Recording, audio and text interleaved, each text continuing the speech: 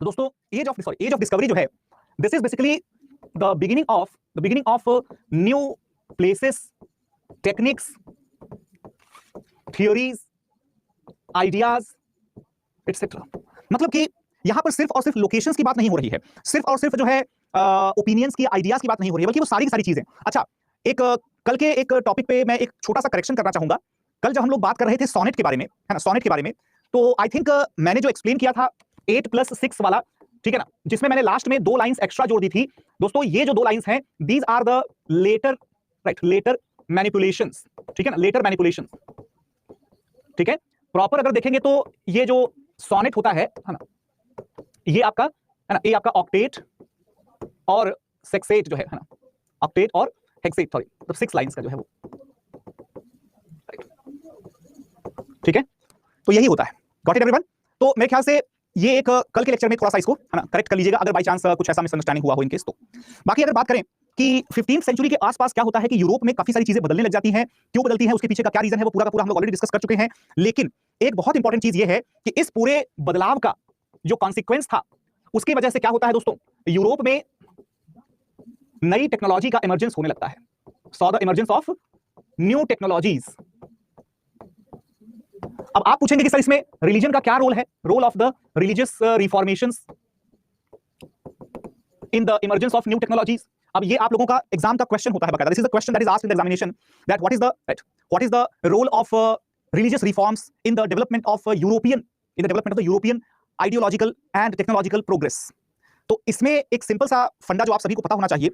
कितने लोगों को कल के लेक्चर से याद है कि क्रिश्चियनिटी जो है उसके ऑर्थोडॉक्स बिलीफ को चैलेंज किया गया था, उसके ऑर्थोडॉक्स बिलीफ को क्या किया गया था, चैलेंज किया गया था। ध्यान रखिएगा, यहां पर बिलीफ और बिलीफ्स जो है वो यूज होगा, बिलीफ्स नहीं यूज होगा, ठीक है ना।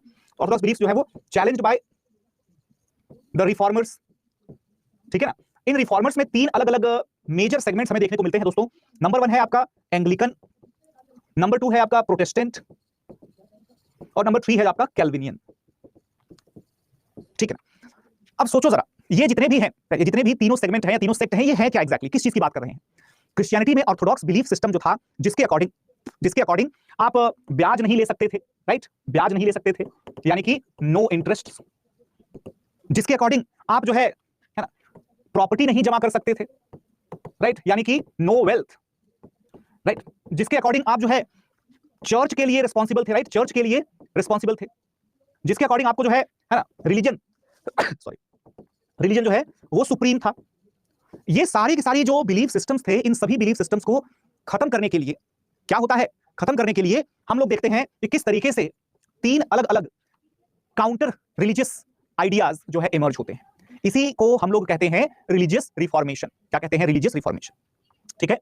तो 3 अलग अलग एंग्लिकन्स, प्रोटेस्टेंट्स और कैल्विनियंस, इसमें ये दोनों ज्यादा इंपॉर्टेंट हैं, ये दोनों ज्यादा इंपॉर्टेंट हैं, क्योंकि इंग्लैंड को और जर्मनी को, या ये कहें कि इंग्लैंड को और जर्मनी तथा फ्रांस जैसे बाकी के कंट्रीज को चर्च के डोमिनेंस के खिलाफ ओपिनियन बनाने के लिए, और वहां की पब्लिक को, वहां के ट्रेडर्स, मर्चेंट्स और मिडिल क्लास को चर्च के डोमिनेंस के अगेंस्ट अपने मूवमेंट को लीड करने के लिए अगर इंस्पिरेशन मिली तो कहां से मिली? इंग्लैंड में एंग्लिकन चर्च से, और जर्मनी में ये आपका प्रोटेस्टेंट चर्च से। अब ये होते क्या है इसके बारे में जान लेते हैं, ठीक है। Just a second.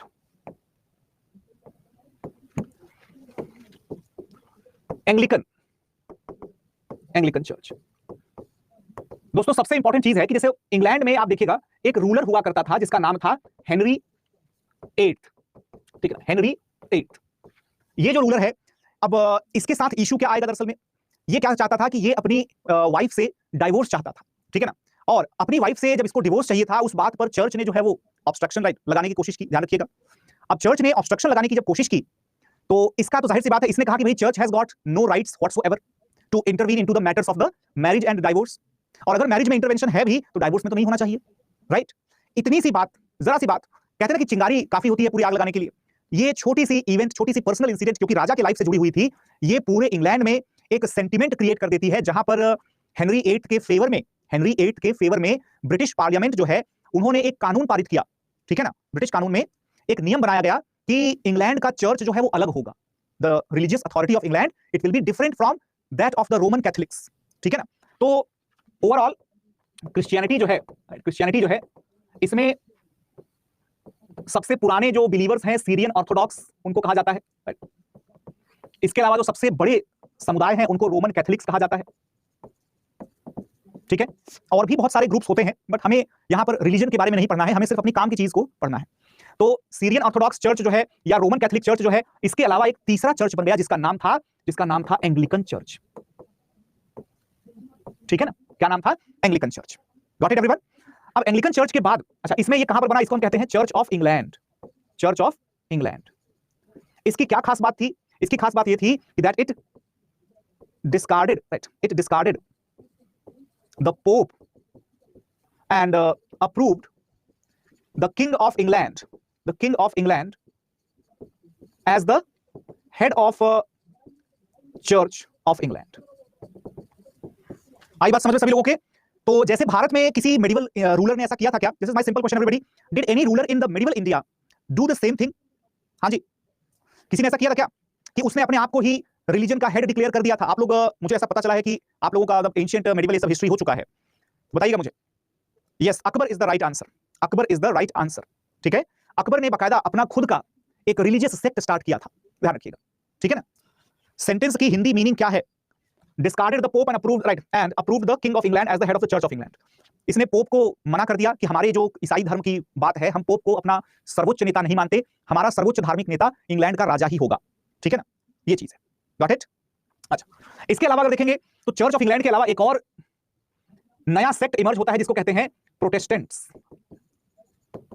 प्रोटेस्टेंट्स इसमें या इसके लीडर कौन रहते हैं? तो हम कह सकते हैं कि this was founded by Martin Luther, right, Martin Luther of Germany. Basically Germany तो आज के टाइम पर है, उस टाइम पर जर्मनी नहीं था, बट फिर भी मैं आपको जर्मन ही बताऊंगा, ठीक है ना। तो जर्मनी के मार्टिन लूथर जो है, ये ध्यान रखिएगा, इन्होंने 16th सेंचुरी में क्या किया? 16th सेंचुरी में इन्होंने एक आंदोलन की शुरुआत की जिसमें कि रोमन कैथोलिक चर्च के अगेंस्ट एक पॉपुलर सेंटिमेंट जो धीरे धीरे एजुकेटेड क्लासेस में इमर्ज हो रहा था, उसको इन्होंने लीड किया। और एक बहुत ही कह सकते हैं ना कि इंस्पिरेशनल लीडरशिप थी, जिसकी वजह से पूरे के पूरे सेंट्रल और वेस्टर्न यूरोप में एक लहर दौड़ गई चर्च के खिलाफ, that people started getting attracted towards the Protestants movement. अब यहां पर एक बात और भी है, प्रोटेस्टेंट मूवमेंट या एंग्लिकन मूवमेंट, इन सबके डिटेल में जाने की आप लोगों को जरूरत नहीं है, जीएस में ये सारी चीजें आपके लिए उतनी इंपॉर्टेंट नहीं है जितना इंपॉर्टेंट ये जानना है कि प्रोटेस्टेंट्स का जो आइडिया था, जो उनकी आइडियोलॉजी थी, वो इतनी पॉपुलर क्यों हो रही थी? What was the reason? The reason was that the Protestants they had some ideas which were very popular, like they supported the equality in society। लेकिन यहां पर इक्वालिटी, राइट, जो इक्विटी मैंने लिखा हुआ है, ठीक है ना, आप इसको इक्वालिटी समझिएगा, ठीक है। ये जो सोसाइटी में इक्वालिटी और इक्विटी दोनों चीजों की बात हो रही है, दरअसल में इसमें से, है ना, कंफ्यूजन ना हो बस, तो इसलिए एक ही चीज में लिख देता हूं, जस्ट सेकंड।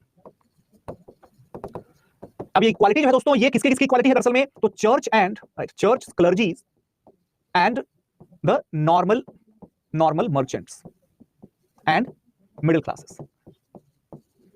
तो आप लोगों को याद होगा कि जब मैं 1500 की बात करता हूं, राइट, 1500 की मैं बात करता हूं, तो उस टाइम पीरियड पर यूरोप में जो चर्च की अथॉरिटी थी वो इतनी ज्यादा हुआ करती थी कि चर्च के जो पुजारी थे, जो कर्मचारी थे, जिनको की क्लर्जी कहा गया है, इन लोगों की सोसाइटी में एक अलग ही पोजीशन हुआ करती थी, ठीक है ना। लेकिन प्रोटेस्टेंट आंदोलन के बाद क्या होता है? चर्च के इक्वालिटी को, है ना, चर्च के पोजीशन को जो है वो इक्वालिटी से रिप्लेस करने की बात की जाती है। मार्टिन लूथर का कहना होता है कि भाई चर्च के क्लर्जीज को कोई विशेष अधिकार नहीं मिलने चाहिए, ठीक है ना। इतना ही नहीं, इन्होंने जो है ट्रेड और कॉमर्स को भी सपोर्ट किया, ट्रेड एंड कॉमर्स को भी सपोर्ट किया। इन्होंने जो है वो आइडियोलॉजिकल मॉडर्नाइजेशन को सपोर्ट किया, ठीक है। इतना ही नहीं, इन्होंने जो है चर्च के पास जो एक्स्ट्रा प्रॉपर्टी और जमीन थी उसको वापस लेने की भी पूरी सपोर्ट किया इन्होंने। तो ये जितने भी बातें ये कर रहे हैं, आप सोच के देखिए कि वो सारी की सारी बातें किसके फेवर में जाएंगी? राजाओं के फेवर में जाएंगी, मर्चेंट्स के फेवर में जाएंगी, और ये सब लोग क्या करेंगे? ये लोग प्रोटेस्टेंट्स का सपोर्ट करने लगेंगे। उसका नतीजा ये निकलेगा कि रोमन कैथोलिक चर्च, जो कि सबसे ज्यादा पावरफुल सेक्शन था, सबसे ज्यादा ऑर्थोडॉक्स सेक्शन था क्रिश्चियनिटी का पूरे यूरोप के अंदर, जिसका हेडक्वार्टर था रोम, और रोम में उसमें भी वेटिकन सिटी, तो ये लोग मजबूर हो जाएंगे अपनी तरफ से कुछ रिफॉर्म्स, कुछ सुधार इंट्रोड्यूस करने पर, ठीक है। तो दोस्तों, जब ये क्रिश्चियनिटी में तरह तरह के बदलाव आ रहे हैं, जहां पर एंग्लिकन चर्च और प्रोटेस्टेंट चर्च और कैल्विन चर्च जैसे नए नए ओपिनियंस जनरेट हो रहे हैं, नए नए जो है सेक्शंस बन रहे हैं, उसे हमने कह दिया रिफॉर्मेशन। कौन सा? रिलीजियस रिफॉर्मेशन, धार्मिक सुधार। लेकिन उन्हीं धार्मिक सुधारों से, उन्हीं रिलीजियस रिफॉर्मेशन से परेशान होकर के या मजबूर होकर के जो रोमन कैथोलिक यानी कि पोप वाला जो चर्च है, वो क्या करेगा, वो भी अपने अंदर खुद ही कुछ ना कुछ सुधार लाने की कोशिश करेगा। ठीक है, तो चर्च ने अपने अंदर भी सुधार खुद ब खुद इंट्रोड्यूस किए। उसे कहा जाता है काउंटर रिफॉर्मेशन या काउंटर रिलीजियस रिफॉर्मेशन, कि आप हमारे धर्म को सुधारें, इससे अच्छा ये है कि हम खुद ही अपने धर्म को सुधार लें। ठीक है, ये सारी चीजें आप लोगों को क्या सिखाती हैं? ये सिखाती हैं कि कोई भी स्ट्रॉन्गेस्ट ऑफ द स्ट्रॉन्गेस्ट जो है ना, स्ट्रॉन्गेस्ट ऑफ द स्ट्रॉन्ग्स में अगर कोई भी लीडर है, किसी जमाने में पोप की वही पोजीशन थी कि उसके कहने के अकॉर्डिंग ही लोगों की जिंदगी चलती थी, लेकिन उसे भी पॉपुलर प्रेशर के आगे सर झुकाना पड़ा। ठीक है ना, तो इस पर्टिकुलर इवेंट से हमें यह पता चलता है कि यूरोप में अब जो है रिलीजन थोड़ा सा साइड में हो गया था। अब जो है ट्रेडर्स, मर्चेंट्स और रूलर्स जो है एरिस्टोक्रेटिक अथॉरिटीज, उनका डोमिनेंस एस्टैब्लिश हो रहा था।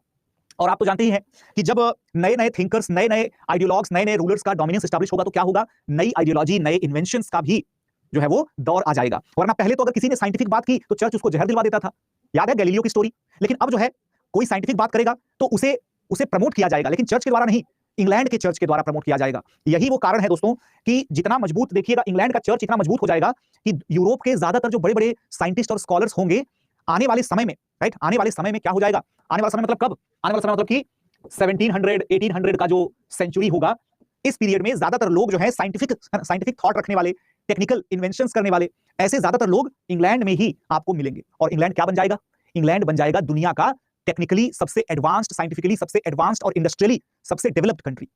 इसके सबके पीछे का रीजन क्या है, रीजन है religious reformation and counter religious reformation. ठीक है ना, ध्यान रखिएगा। Sir what is that event called as? Aradhana, which particular event are you talking about, please specify. KM ji कहते हैं सर क्या भविष्य में लोकतंत्र से भी बेहतर कोई कॉन्सेप्ट आने की संभावना है?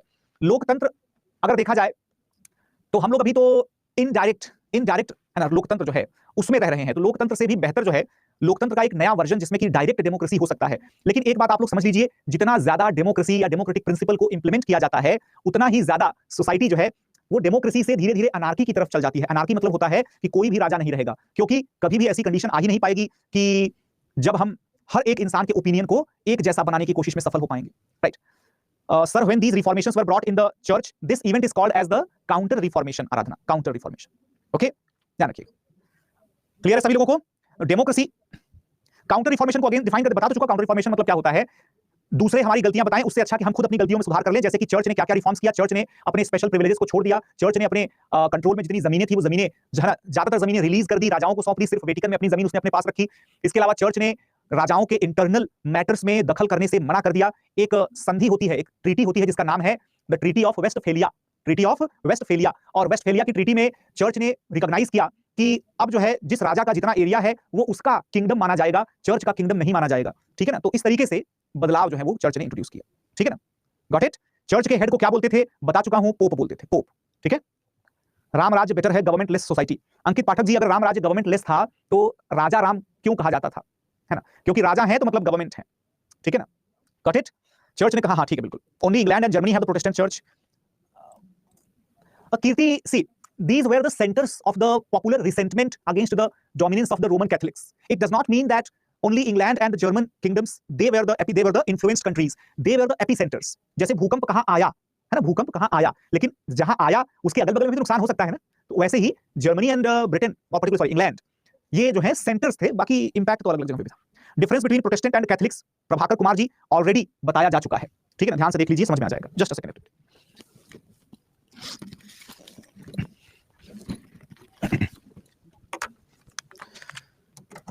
तो ये सब लोगों के लिए क्लियर हो गया मेरे ख्याल से। Are the Calvinian churches belong to the Scandinavian countries? Actual में जो कैल्विनियन चर्चेस थे ना, ध्यान रखिएगा, सॉरी, कैल्विनियन चर्चेस जो थे ये मोस्टली प्रोटेस्टेंट्स की ही ब्रांच है ना, इनका कोई ऐसा अलग से सिस्टम नहीं था, प्रोटेस्टेंट्स की ही ब्रांच थी जो थोड़ा सा कॉम्प्रोमाइज करने को तैयार थे विद द रोमन कैथलिक्स। तो हमें बोल सकते हैं कि प्रोटेस्टेंट्स के थोड़ा सा मतलब जैसे होता है ना कि हम सोशल रिफॉर्मेशन की बात करें तो एक हार्ड लाइन हो जाते हैं, एक सॉफ्ट रहते हैं। जैसे कांग्रेस में नरम दल और गरम दल थे, तो प्रोटेस्टेंट्स मतलब कि पूरा प्रॉपर गरम दल है ना, एक्सट्रीमिस्ट, बिल्कुल हमें पसंद नहीं रोमन कैथलिक्स। और वहीं कैल्विनियंस थोड़े से मतलब कोऑर्डिनेट करने वाले लोग थे। Ram Rajya is equal to the Vedic society which is incomparable to democracy. देखो भैया, आजकल माहौल चल रहा है बहुत खराब, तो आई विल नॉट से a single word about any राज्य और एनी व्हाटसोएवर, राइट। तो आप लोगों को जो समझना है, जो मानना है, अपनी अपनी डेफिनेशन बनानी है, बनाते रहें बहुत खुशी से, और हम लोग टॉपिक पर ही स्टिक करेंगे। ठीक है ना। Now I heard that the Calvinism churches support capitalism. Yes Vansh, absolutely true. Yes absolutely true. Testament का मतलब क्या होता है? टेस्टामेंट मतलब होता है जो ऐसा कथन जिसको कि कोई ऐसी, जैसे हिंदी में ब्रह्म वाक्य होता है वैसे टेस्टामेंट होता है, मतलब कि अटल सत्य जिसको कहते हैं। I am confusing the church, Chandan, don't get confused. You are listening it probably for the first time, so that's why it is confusing for you. You will listen that again, you will have clarity, absolutely right. So don't worry about it. Just आप लोगों को ध्यान क्या रखना है, आप लोगों को ध्यान ये रखना है कि क्रिश्चियनिटी जो है ना, उसमें ओल्ड बिलीवर्स जो है, राइट, ओल्ड बिलीफ सपोर्टर्स कौन कौन से थे? तो सीरियन ऑर्थोडॉक्स और रोमन कैथोलिक्स, और इसमें जो है न्यू आइडियाज कौन कौन से थे? तो एंग्लिकन्स एंड प्रोटेस्टेंट्स, प्रोटेस्टेंट्स में कैल्विन, ठीक है ना, ये होता है बस। अच्छा, महात्मा गांधी का ड्रीम था, हम कैसे नकार सकते हैं? महात्मा गांधी ने तो ये भी कहा था कि democracy is the, sorry, parliament is the political brothel. तो इसी वजह से जब मैं कभी भी क्लास में पढ़ाता हूं तो सभी को यही कहता हूं कि मेरी या किसी भी व्यक्ति की, चाहे वो कितना भी महान क्यों ना रहा हो, कभी भी किसी की बात को अंतिम सत्य या फिर अंतिम आइडिया या फिर द सुप्रीम आइडियोलॉजी मान करके नहीं चलना है। Never ever believe or trust when it comes to anyone's particular idea. Always take a central route, right, a middle path, ठीक है? Because most of the times the people start searching for the truth either in this side or in that side, but the truth does not lie there, ठीक है? तो गांधी जी का या किसी भी व्यक्ति का, चाहे मैं हूं, चाहे आप हैं, चाहे गांधी जी हैं, चाहे कोई भी है, हर किसी की जो आइडियोलॉजी या हर किसी का जो थॉट प्रोसेस होता है वो उसके टाइम के अकॉर्डिंग ही डिसाइड होता है। और गांधी जी का बस एक एक्सेप्शन ये था कि उनके बहुत सारे आइडियाज, उनके बहुत सारी थॉट्स जो हैं वो टाइम से बहुत आगे की बात थी, ठीक है ना, वो टाइम से बहुत आगे की बात थी। लेकिन अगर मैं बात कहूं कि चाहे कोई ये कहे कि नहीं, गांधी जी का जो आइडिया था, उनका जो विचार था, वो उस जमाने में सच था और आज भी सच है और आगे भी हमेशा रहेगा, ऐसा नहीं हो सकता, ठीक है? ऐसा नहीं हो सकता, ठीक है? ऐसा होता ही नहीं है, क्योंकि आप जानते हैं, आप लोग अगर दोनों पक्षों से सोचेंगे, राइट, दोनों पक्षों से, दोनों साइड से अगर आप सोचते हैं, तो अगर कोई मेरे लिए हीरो है तो किसी के लिए वो विलन होगा, है ना? अगर कोई मेरे लिए सत्य है तो किसी के लिए वो असत्य होगा, ठीक है? तो इसीलिए we must be driving very clear of these things, ठीक है ना? Must be driving very clear of these things. एक सच्चा डिप्लोमैट, एक सच्चा सिविल सर्वेंट वही होता है जो सच और झूठ के पचड़े में पड़ने की बजाय, चाहे सच्चाई से, चाहे झूठ से, चाहे जैसे भी, जनता का कल्याण सुनिश्चित करे, जो उस समय जैसा होता है उस समय उसके हिसाब से डिसीजन ले, ठीक है ना?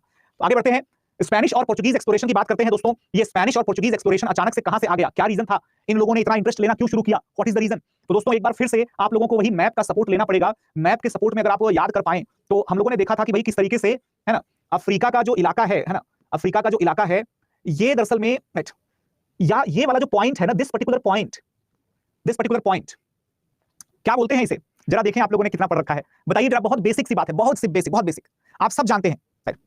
ख्याति, that is not significant to learn here dear, that is not significant, ठीक है? सो एब्सोल्युटली करेक्ट, बहुत अच्छा, सभी ने आंसर दिया है इसका। This is the straight of Gibraltar, ठीक है, स्ट्रेट ऑफ जिब्राल्टर। तो अब जरा मुझे एक बात बताइए, जरा आप लोगों को याद होगा कि इटली जो है, राइट, इटली जो है, ये दरअसल में इसके 2-3 शहर थे बड़े इंपॉर्टेंट टाइप के। इटली के शहर का क्या नाम था दोस्तों? इटली के शहर के क्या नाम थे? तो हम लोग रैंडमली लिख सकते हैं कि भाई, है ना, फ्लोरेंस था, वेनिस था, राइट, मिलान था, राइट, रोम था। इसमें से फ्लोरेंस, वेनिस, ये दोनों जो है ना, और ये दोनों जो है वो डोमिनेंट ट्रेडिंग पावर्स हुआ करते थे of the Mediterranean ocean, right, Mediterranean ocean. अब जो है, अब एक बात सोचिए जरा, मेडिटेरेनियन ओशन जो है दोस्तों, भूमध्य सागर जो है, उसको तो घेर लिया गया था। वो तो रोम के और सॉरी मतलब नेपल्स के जो व्यापारी थे, इटली के जो व्यापारी थे, उनके पास तो डोमिनेंट पोजीशन थी, तो अपना वो काम कर रहे थे। लेकिन जब साइंटिफिक डिस्कवरी होने लग गई, जैसे कि कंपास का पता चल गया, किसका पता चल गया? कंपास का पता चल गया। अब दोस्तों कंपास जो है चाइनीज है, आप जानते हैं, राइट, चाइनीज इन्वेंशन है।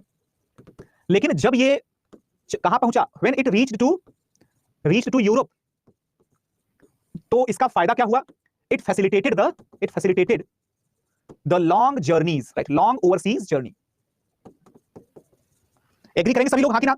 ठीक है ना? तो जब दिशा सूचक यंत्र, हिंदी में कहते हैं, हिंदी वाला याद कर क्या बोलते हैं, दिशा सूचक यंत्र का पता चलता है, तो फिर जितने भी कोस्टल एरिया वाले देश हैं वो सबके सब उसका फायदा उठाएंगे, लंबी दूरी तक की यात्राएं करेंगे, ठीक है ना? और ऐसे में स्पेन और पुर्तगाल के पास बेनिफिट किस चीज का था? इनके पास बेनिफिट था कि ये जो है जरा सा अगर समुद्र क्रॉस कर लेंगे तो अफ्रीका के किनारे किनारे किनारे किनारे ये दूर तक जा सकते थे। मतलब they had the closest vicinity, closest location to some of the longest journeys possible. तो ओवरसीज के लिए डर लगता है भाई, शुरू में डर लगता था, तो शुरू में इन लोगों ने क्या किया? शुरू में इन लोगों ने अपने किनारे किनारे अफ्रीका के जो है वो ट्रैवल करना शुरू किया। लेकिन आप तो जानते हैं कि डरने वाले हर एक ग्रुप में कुछ ऐसे भी बहादुर होते हैं जो कि बहुत जबरदस्त एंथुसियास्ट होते हैं, राइट, एंथुसियास्ट होते हैं। गोपाल मजुमदार जी का सवाल है कि sir, when compass was invented? Compass was probably invented around 1st to 3rd century in China. There are various claims as such. Modern compass जो कि हम यूज करते हैं वो भी चाइनीज ओरिजिन का ही है, ठीक है ना? वो भी चाइनीज ओरिजिन का ही है। यूरोप में this reached around 14th century in the common practice. ध्यान रखिएगा, मार्को पोलो की चाइना यात्रा के बाद ही यूरोप में जो है ये कंपास का नॉलेज पहुंचता है और उसका एप्लीकेशन 14th सेंचुरी के बाद पहुंचता है। लेकिन जब टर्क्स कब्जा कर लेते हैं तो कंपास जैसी चीज बड़ी ही आसानी से और बड़ी मात्रा में जो है वो बड़ी संख्या में अवेलेबल होने लगती है। ठीक है ना, ध्यान रखिएगा। ऑलराइट एवरीवन, अब अगर देखें तो इसके वजह से क्या होता है, फिर इसकी वजह से जो पुर्तगाली और स्पेनिश नाविक हैं, जो व्यापारी हैं, इनके राजा लोग सपोर्ट करना शुरू कर देंगे। क्यों सपोर्ट करना शुरू कर देंगे? कल की क्लास आपको भूलनी नहीं है। आप लोगों को याद होगा कि थ्री है ना different changes, sorry three dimensions, I would से थ्री डिफरेंट डायमेंशंस जो कि बदल रहे थे उस यूरोप में, जिसमें कि दोस्तों इनके बीच में क्या हुआ, रिलीजियस रिफॉर्म्स भी होने लगे थे, राइट। ट्रेड एंड कॉमर्स वाली बात भी शामिल थी, और जो रूलर, राइट, एंड एम्परर्स, आपको पता तो चली गया होगा कि रूलर्स और चर्च और ट्रेडर्स, ये तीन अलग अलग सबसे important stakeholders 14th 15th century के यूरोपियन सोसाइटी में हुआ करते थे। गरीब आदमी को कोई नहीं पूछ रहा है अभी, तो उसकी टेंशन हमें लेने की जरूरत अभी नहीं है फिलहाल। अभी कौन इंपॉर्टेंट है? तो चर्च इंपॉर्टेंट है, ट्रेडर्स का प्रॉफिट इंपॉर्टेंट है, और रूलर्स की ग्लोरी इंपॉर्टेंट है, राइट। तो दोस्तों इसी वजह से है ना, गॉड, गोल्ड एंड ग्लोरी, ये जो है 3G कहलाते हैं। These were the 3Gs behind the, right, exploration journeys, right, exploration journeys. यानी कि जितनी भी समुद्री यात्राएं हो रही थी, ध्यान रखिएगा, जितनी भी समुद्री यात्राएं हो रही थी, उन सभी समुद्री यात्राओं का, सभी ओशियन जर्नी का क्या मकसद था? उनका मकसद ये था कि हम क्रिश्चियनिटी का झंडा जो है वो हर दुनिया में, पूरी दुनिया में फहराएंगे, नंबर 1। नंबर 2, हम अपने अपने राजा के इलाके को, अपने अपने ट्रेड और कॉमर्स को सिर्फ और सिर्फ प्रॉफिट ही प्रॉफिट करवाएंगे, no chances of any loss. और तीसरा ये था कि हम जो है अपने रूलर को सबसे रिच, अपने स्टेट को सबसे रिच स्टेट बना करके उसकी जो फेम है, उसकी जो प्रसिद्धि है, वो पूरी दुनिया में फैलाएंगे। ठीक है, तो अपने पैसे के लिए, अपने राजा के लिए और अपने धर्म के लिए, तीन मकसद जो है लेकर के स्पेन और पुर्तगाल के मर्चेंट्स और एक्सप्लोरर्स, आप उनको कह सकते हैं, वो निकल जाते हैं। और 1487 में, आपने अगर नाम नहीं सुना हो तो सुनिएगा जरा, 1487 में दोस्तों एक ट्रैवलर होता है जिसका नाम है बार्टोलोम्यू दियास, राइट। क्या नाम है? बार्टोलोम्यू दियास। ये जो है दरअसल में अफ्रीका के वेस्टर्न कोस्ट से होते हुए कहां तक पहुंच जाते हैं?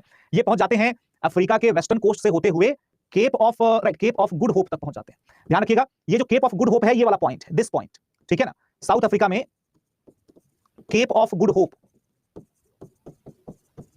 वहां पर पहुंच जाते हैं। ठीक है, वहां तक। और वहां तक पहुंचने को इन्होंने केप ऑफ गुड होप नाम क्यों दिया? सच इसलिए नाम दिया क्योंकि इंट्यूशन, मुझे ऐसा संदेश मिल रहा है ना, कि हम लोग अब अपनी मंजिल की तरफ पहुंचने वाले हैं। और मंजिल कहां थी इनकी? What was the target they were looking for? They were looking for the east, यानी कि पूर्वी देशों के साथ यात्रा करना, जो है व्यापार करना चाहते थे, खासकर भारत के साथ और चाइना के साथ। तो आप लोगों को पता तो चली गया होगा पता तो चली गया होगा कि, है ना, आप कह रहे हैं कैमरा सही से सेट नहीं है, डाउन का नहीं दिख रहा है। बेटा कैमरा पूरा एकदम परफेक्ट सेट है, क्योंकि आप, जैसे आपके पास एक स्क्रीन है, वैसे मेरे पास टोटल मिलाकर के 3 स्क्रीन है, तो I can verify directly live in the class की कैमरा में कोई गड़बड़ नहीं है। ठीक है ना, so don't worry about it. आप स्क्रीन रेजोल्यूशन थोड़ा चेंज कर लीजिए ताकि आपको दिखने लगेगा। ठीक है, अब अगर देखें इसमें, राइट, अब अगर देखें इसमें, तो केप ऑफ गुड होप तक तो पहुंच गए। अब आगे की जर्नी कैसे? बीच में कुछ लोगों का दिमाग चला, और जिसमें उन्होंने कहा कि यार जो है, अगर हम लोग सीधा चलें, राइट, अगर हम लोग सीधा चलें तो एग्जैक्टली क्या होगा? सीधा चलने पर हम लोग यहां यूरोप से चलेंगे, और क्योंकि दुनिया तो गोल है, उनको पता चल चुका था दुनिया गोल है, तो हम लोग ऐसे घूम करके या ऐसे घूम करके कहां पहुंच जाएंगे? घूम घाम करके हम लोग अल्टीमेटली इंडिया में तो पहुंच ही जाएंगे, राइट, इंडिया तो पहुंच ही जाएंगे। Got it? तो इंडिया पहुंचने का इनका ओवरऑल मकसद जो है वो हुआ करता था। ठीक है, अब अपनी जर्नी शुरू की। 1492 में एक और आदमी निकला, जिसका नाम क्या था? जिसका नाम था क्रिस्टोफर कोलंबस। क्या नाम था? Christopher Columbus. ठीक है, ये लोग अकेले तो जाएंगे नहीं, जाहिर सी बात है, अकेले तो जाएंगे नहीं, जाहिर सी बात है। अब ये जब ट्रैवल कर रहे हैं एक जगह दूसरी जगह, तो जाहिर सी बात है कि ग्रुप्स में जाएंगे, लड़ाइयां भी लड़ेंगे और सब कुछ होगा। इस पूरी की पूरी प्रोसेस को थोड़ा सा स्ट्रीमलाइन करने की जरूरत है, याद रखिएगा। अब स्ट्रीमलाइन करने की जो जरूरत है ना, स्ट्रीमलाइन करने की जरूरत है, ध्यान रखिएगा। ये क्यों इंपॉर्टेंट है? दरअसल इंपॉर्टेंट क्यों है? क्योंकि दोस्तों सर एक ट्रीटी हुई थी, हाँ ट्रीटी हुई थी, उसको ट्रीटी ऑफ टॉर्टोलाइसिस कहते हैं। हम लोग आएंगे उस पर, सब्र रखिए, मुझे है ना, भरोसा रखिए, है ना, करवा दिया जाएगा।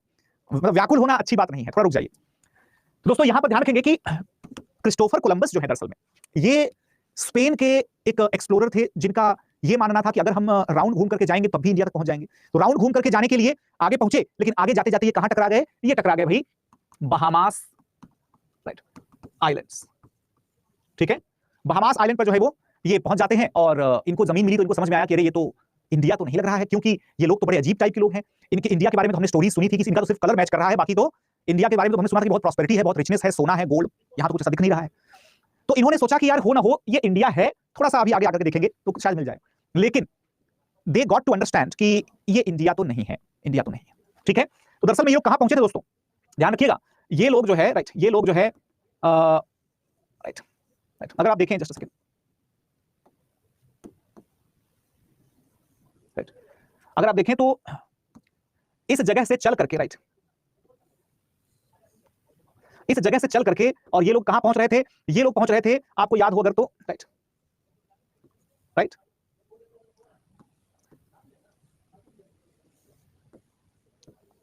राइट, इस तरीके के, अगर आपको ये मैप वगैरह थोड़ा सा ध्यान हो तो मतलब आपने देखा होगा कि किस तरीके से यहां से ट्रैवल करते हुए निकले ये लोग, निकले और कहां पहुंच गए, ये लोग पहुंच गए इन सब जगहों पर यहां तक, है ना, जो ये सब आइलैंड्स बने हुए हैं, इन आइलैंड से पहुंच गए। इनको क्या बोलते हैं दोस्तों, इनको आज के जमाने में हम लोग क्या बोलते हैं, अलग अलग नाम है, आपको पता होना चाहिए। कैरेबियन राइट, कैरेबियन सी का जो है राइट, कैरेबियन सी का जो है राइट, तो यहां यार कैसा चल रहा है, एक सेकंड थोड़ा, ठीक, कैरेबियन सी जो है ये लोग पहुंच जाते हैं कैरेबियन सागर में, और उसके बाद राइट, उसके बाद जो है बहामास पर्टिकुलरली जो है वहां लोकेट होते हैं, फिर उसके बाद धीरे धीरे अगली एक्सप्लोरेशंस में आएंगे तो लोग मैक्सिको पर और अलग अलग जगहों पर ये लोग अपनी रीच ग्रैब कर लेंगे, ध्यान रखिएगा।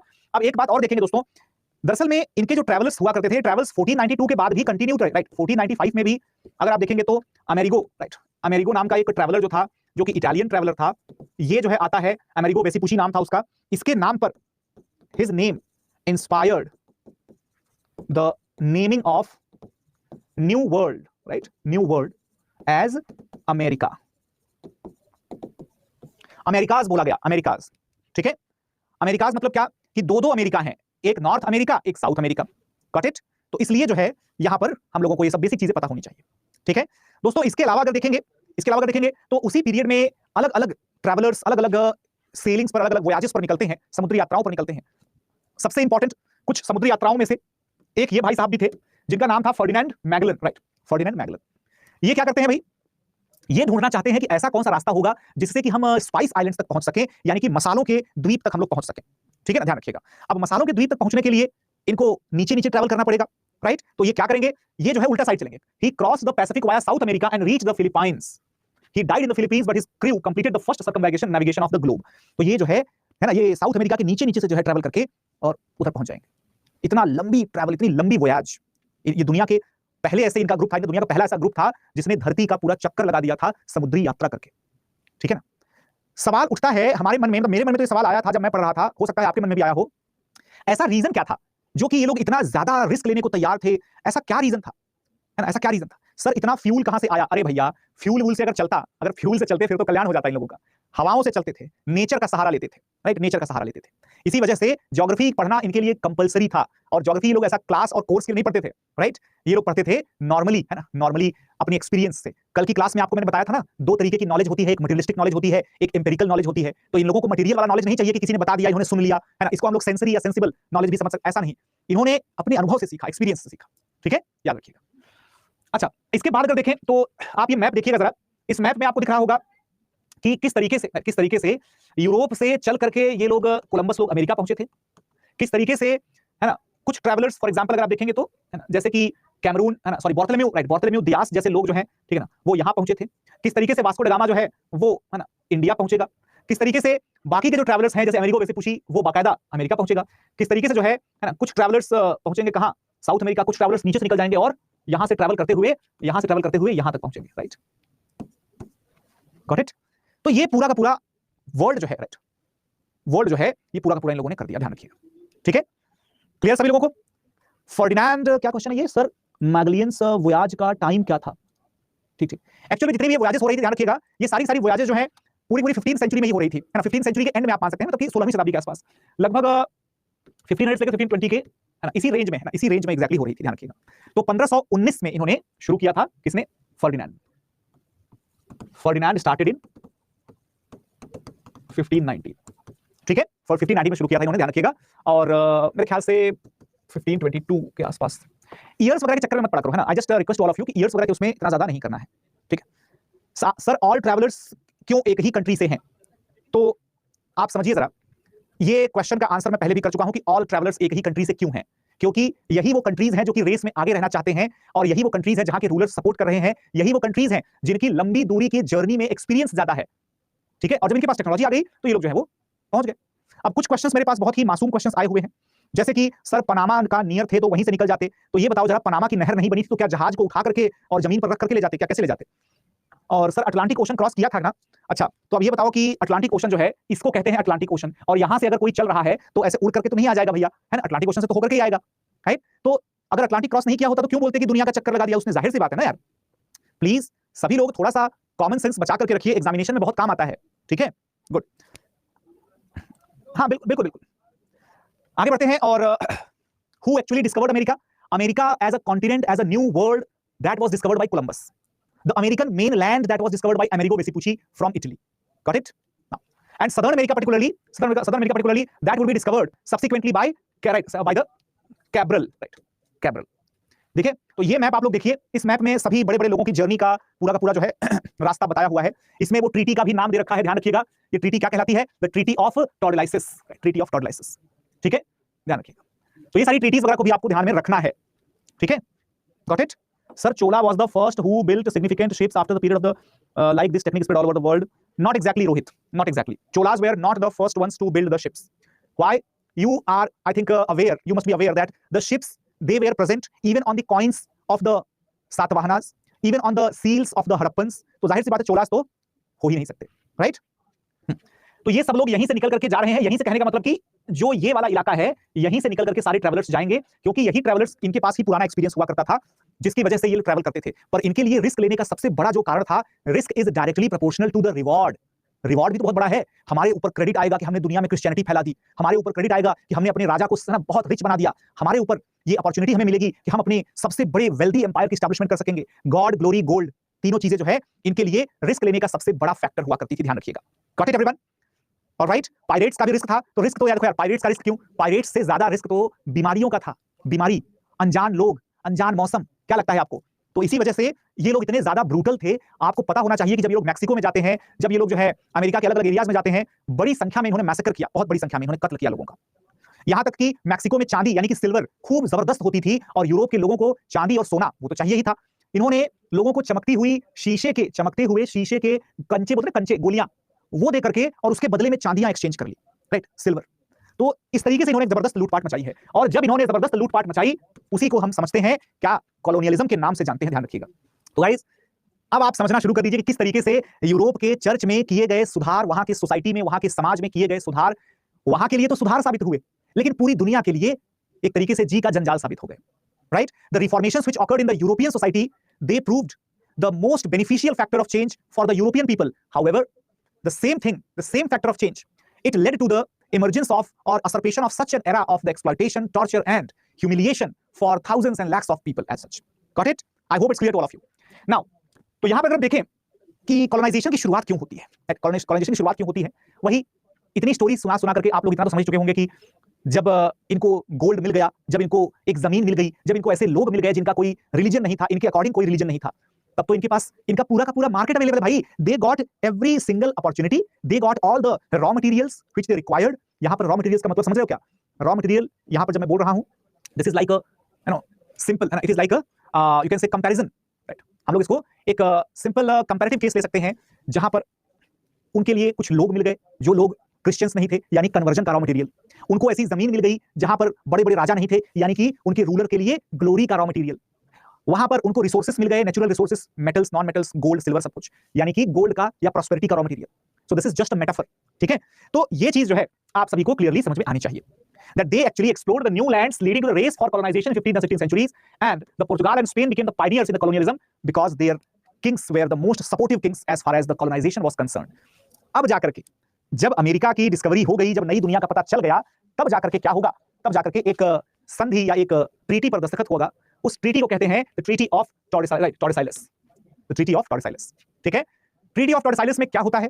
तो अफ्रीका के बगल में एक आइलैंड्स का ग्रुप है, अफ्रीका के बगल में एक आइलैंड्स का ग्रुप है दोस्तों। यहां पर अच्छा, इसमें मैप मैंने लगाया था, कहां चला गया भाई अफ्रीका का? राइट, मैप लगाया था लेकिन मैप दिख नहीं रहा है, कोई बात नहीं, तो यही मान लेते हैं। तो अफ्रीका के बगल में आइलैंड्स का ग्रुप है, यहां पर कहीं पर, ठीक है ना, इस जगह पर इनको कहा गया, इनको क्या कहा गया दोस्तों? है ना, वर्डे, केप वर्डे आइलैंड्स, ठीक है ना, केप वर्डे आइलैंड्स इनको बोला गया। अब दोस्तों ये जो केप वर्डे आइलैंड्स हैं, ये माना गया कि केप वर्डे आइलैंड्स से आगे का जो समुद्र है वही बाउंड्री है, वही क्या है? बाउंड्री है, और उसी बाउंड्री से जितना भी है ना, वहीं से एक इमेजिनरी लाइन बीतेगी, एक इमेजिनरी लाइन जो है वो जाएगी और इस लाइन के पूर्व की दिशा में जितने इलाके हैं जो कि खाली हैं, जो कि नॉन क्रिश्चियन हैं, जो कि नॉन यूरोपियन इलाके हैं, उन इलाकों पर पोर्चुगल, राइट, पोर्चुगल कब्जा करेगा। और इस लाइन से जितने भी पश्चिम की तरफ वेस्ट साइड में जितने भी एरियाज हैं उन पर कौन कब्जा करेगा? उन पर जो है कॉलोनाइजेशन किसका रहेगा? स्पेनिश कॉलोनाइजेशन, स्पेनिश कॉलोनाइजेशन, ठीक है ना।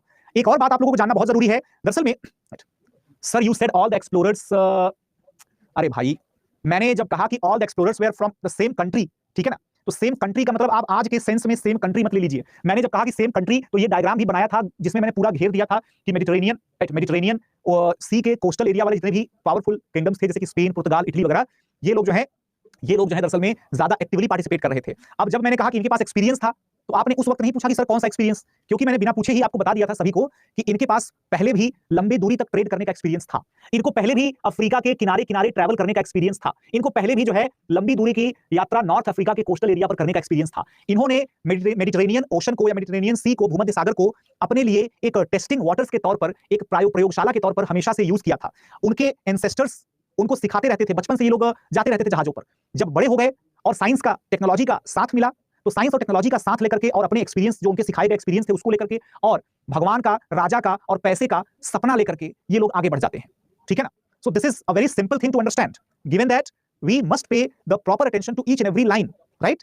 चल sir Muhammad Qasim era lots of Indian Sanskrit scholars went to the Arabic country with the health storm. Rohit Verma, that is just one of the sources of the knowledge, not the complete source, ठीक है।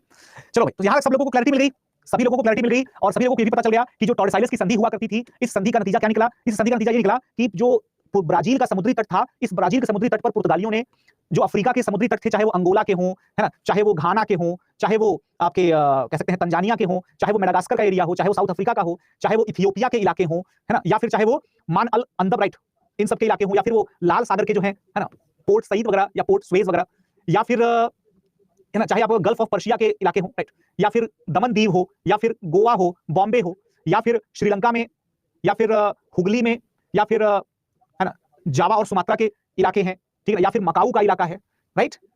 जरा सोचिएगा कि पुर्तगालियों ने कहां कहां अपने बेस एस्टैब्लिश कर लिए दोस्तों। पुर्तगालियों ने यहां पर, राइट, यहां पर, यहां, ठीक है, हर जगह हर एक इंपॉर्टेंट पॉइंट पर पुर्तगालियों ने अपने बेस जो है वो एस्टैब्लिश कर लिए, ठीक है ना, हर एक जगह पर पुर्तगालियों ने अपने बेस एस्टैब्लिश कर लिए। आई बात समझ में? और पुर्तगालियों ने अपने बेस हर उस इंपॉर्टेंट लोकेशन पर क्यों एस्टैब्लिश कर लिए? What was the reason behind it? Because the Portuguese had the bigger areas to cover, so they could not cover the entire landscape. बात को समझिएगा जरा, क्या पुर्तगाल के पास इतनी बड़ी सेना थी कि वो पूरे जमीन पर कब्जा कर लेता? अरे भाई, जमीन पर कब्जा करेगा तो एडमिनिस्ट्रेशन भी चलाना पड़ेगा, रिस्पांसिबिलिटी उठानी पड़ेगी, got it? The people will protest at such, that is why they only established their pinpointed centres and from that centre they established the monopoly in the trade routes, and second thing, they started to send the representatives of the Christianity known as Jesuits उनको बोलते थे, जो कि Christian church ने अपने अंदर सुधार लाने के बाद इंट्रोड्यूस किए थे। ऐसे सुधारकों को इंट्रोड्यूस किया था, ऐसे प्रचारकों को, यानी कि प्रोपेगेटर्स को इंट्रोड्यूस किया था जो कि बड़े ही लिबरल आइडियाज की बातें करते थे और फेवरेट बन जाते थे कहीं पर भी। इंडिया में भी जेसुइट्स जो हैं वो अकबर के दरबार में आएंगे, अकबर के कोर्ट में आकर के अकबर को ही कन्वर्ट करने की कोशिश करेंगे, इतने उनके अंदर, उतना जज्बा था उनके अंदर क्रिश्चियनिटी को स्प्रेड करने को। Got it? So they were basically, the Portuguese were grabbing and controlling all the important points, which were the key ports, right? Key ports for international trade and commerce. All right, everyone? तो अंतरराष्ट्रीय व्यापार और वाणिज्य के लिए जो महत्वपूर्ण रास्ते हुआ करते थे, उस महत्वपूर्ण रास्ते के पॉइंट पर किसका कब्जा था? पुर्तगाल का कब्जा था। तो बिना पुर्तगाल के परमिशन के कोई जहाज ट्रैवल नहीं कर सकता था। आपको सरप्राइज नहीं होना चाहिए ये जान करके कि अकबर जैसा एम्परर जो कि इतना पावरफुल था, वो भी अपने मुगल एम्पायर के जहाजों को गुजरात से अगर वो पानी में उतारने के लिए, उसका भी एम्पायर जो था, गुजरात से उसके जहाज मुगल एम्पायर के पानी में फ्लोट करने के लिए, जब अफ्रीका जाने के लिए या कहीं और दूसरे देशों में इजिप्ट जाने के लिए या पर्शिया जाने के लिए जब जहाज उतरते थे समुद्र में, they used to receive the permission letter from the Portuguese called as cartaz. तो ये उनका रुतबा बन गया था, ठीक है। अब आप तो समझ गए होंगे कि स्पेन भी इसी तरीके से वेस्टर्न एरिया में कब्जा कर रहा होगा, लेकिन स्पेन के पास, राइट, स्पेन के पास जो है वेस्टर्न एरिया में बहुत ज्यादा ऐसे की पॉइंटर्स नहीं थे, बहुत ज्यादा ऐसे एस्टैब्लिश्ड एम्पायर्स नहीं थे जैसे कि पुर्तगाल को मिल रहा था। तो स्पेन ने उसका नया सॉल्यूशन निकाला, उसने कब्जा करना शुरू कर दिया। उसने क्या करना? कब्जा करना शुरू कर दिया। जरा ये वाला बॉक्स पर नजर डालिए, आपको दिख रहा होगा पूरा का पूरा ये मैक्सिको का एरिया, ये पनामा का एरिया, ये पूरा का पूरा northern part of the southern, right, ये पूरा ये वाला पोर्शन है, दिस कंप्लीट ब्लू जो पर्पल कलर का है, ये सब कुछ स्पेन ने कब्जा कर लिया, ठीक है। How they captured without army, who told that there was no army. I think अब ये समय आ चुका है जब हमें एक चीज जान लेनी चाहिए कि जब उपनिवेशवाद का समय आता है तो उपनिवेशवाद की शुरुआत के लिए डोमिनेशन, एक्सक्लूजन, प्रोटेक्शन और रिलीजन, ये 4 प्रिंसिपल्स काम करते हैं। कैसा डोमिनेशन भैया? यानी कि जो हमारी होमलैंड है, जो हमारा मदर कंट्री है, वो डोमिनेट करेगा, सारी की सारी जरूरतें उसी के फायदे वाली फुलफिल की जाएंगी, चाहे उसके लिए कुछ भी करना पड़े। ठीक है, नंबर 1। दूसरा है एक्सक्लूजन। एक्सक्लूजन का मतलब क्या होता है भाई? एक्सक्लूजन का मतलब यह है कि अगर मैं स्पेन हूं और मुझे अमेरिका पर कब्जा करना है तो अमेरिका पर कब्जा तो मैं करूंगा, लेकिन वो सिर्फ और सिर्फ मेरे फायदे के लिए होगा, स्पेन के फायदे के लिए, ना कि ब्रिटेन के फायदे के लिए, ना कि फ्रांस के, ना कि डच लोगों के, किसी के लिए नहीं। ठीक है, इसके अलावा प्रोटेक्शन भी जिम्मेदारी होगी मेरी। आप लोगों को मैं बता दूं एक बहुत मजेदार चीज, दरअसल में जब पुर्तगाली इंडिया में आते हैं तो पुर्तगालियों के जहाजों को देख करके जो अरब के जहाज थे, अरब ट्रेडर्स तो पहले से ही मौजूद थे इंडिया में, खासकर मालाबार के कोस्ट पर, केरला वाले इलाके में। अरब के जहाजों ने जब पुर्तगालियों के जहाजों को देखा तो वो चौंक गए। And why? Guess why? Because the Portuguese they used to have the fleets. अब ये फ्लीट्स जो है दोस्तों, याद रखिएगा, the Spanish fleets called as the armada, called as armada, right. ये आर्माडा जो है वो इस तरीके से भी लिखा जाता है, तो आपको बिल्कुल है ना ये, लेकिन ये प्रॉपर स्पेनिश वर्ड है, ये इंग्लिश वर्ड है। तो आर्माडा जो है या स्पेनिश आर्माडा, बड़े बड़े जहाज हुआ करते थे, इनमें सिर्फ और सिर्फ वेपन्स और सोल्जर्स, नथिंग एल्स। तो अगर इन लोगों की खास बात थी कि अगर ये लोग सपोज 10 जहाजों का ग्रुप लेकर के चल रहे हैं तो 10 जहाजों में से कम 2 ऐसे जहाज होंगे जिसमें वेपन्स ही वेपन्स होंगे और सोल्जर्स। ठीक है ना, ये सोल्जर्स जितने भी ट्रेडर्स थे वो सब भी सोल्जर्स थे, और 2 जहाजों में वेपन्स के साथ तो एक्सक्लूसिव सोल्जर्स थे, यानी कि बड़े बड़े ग्रुप्स में चला करते थे। दूसरी बात, टेक्नोलॉजिकल एडवांसमेंट आ चुका है, इनके पास एक्सप्लोसिव्स की और बारूदों की, बंदूकों की जानकारी तो हुआ ही करती थी। अमेरिका के लोगों को बंदूक, बारूद, ये सब चीजें तो नहीं पता थी, हार जाते थे, बड़ी इजीली हार जाते थे, बहुत इजीली।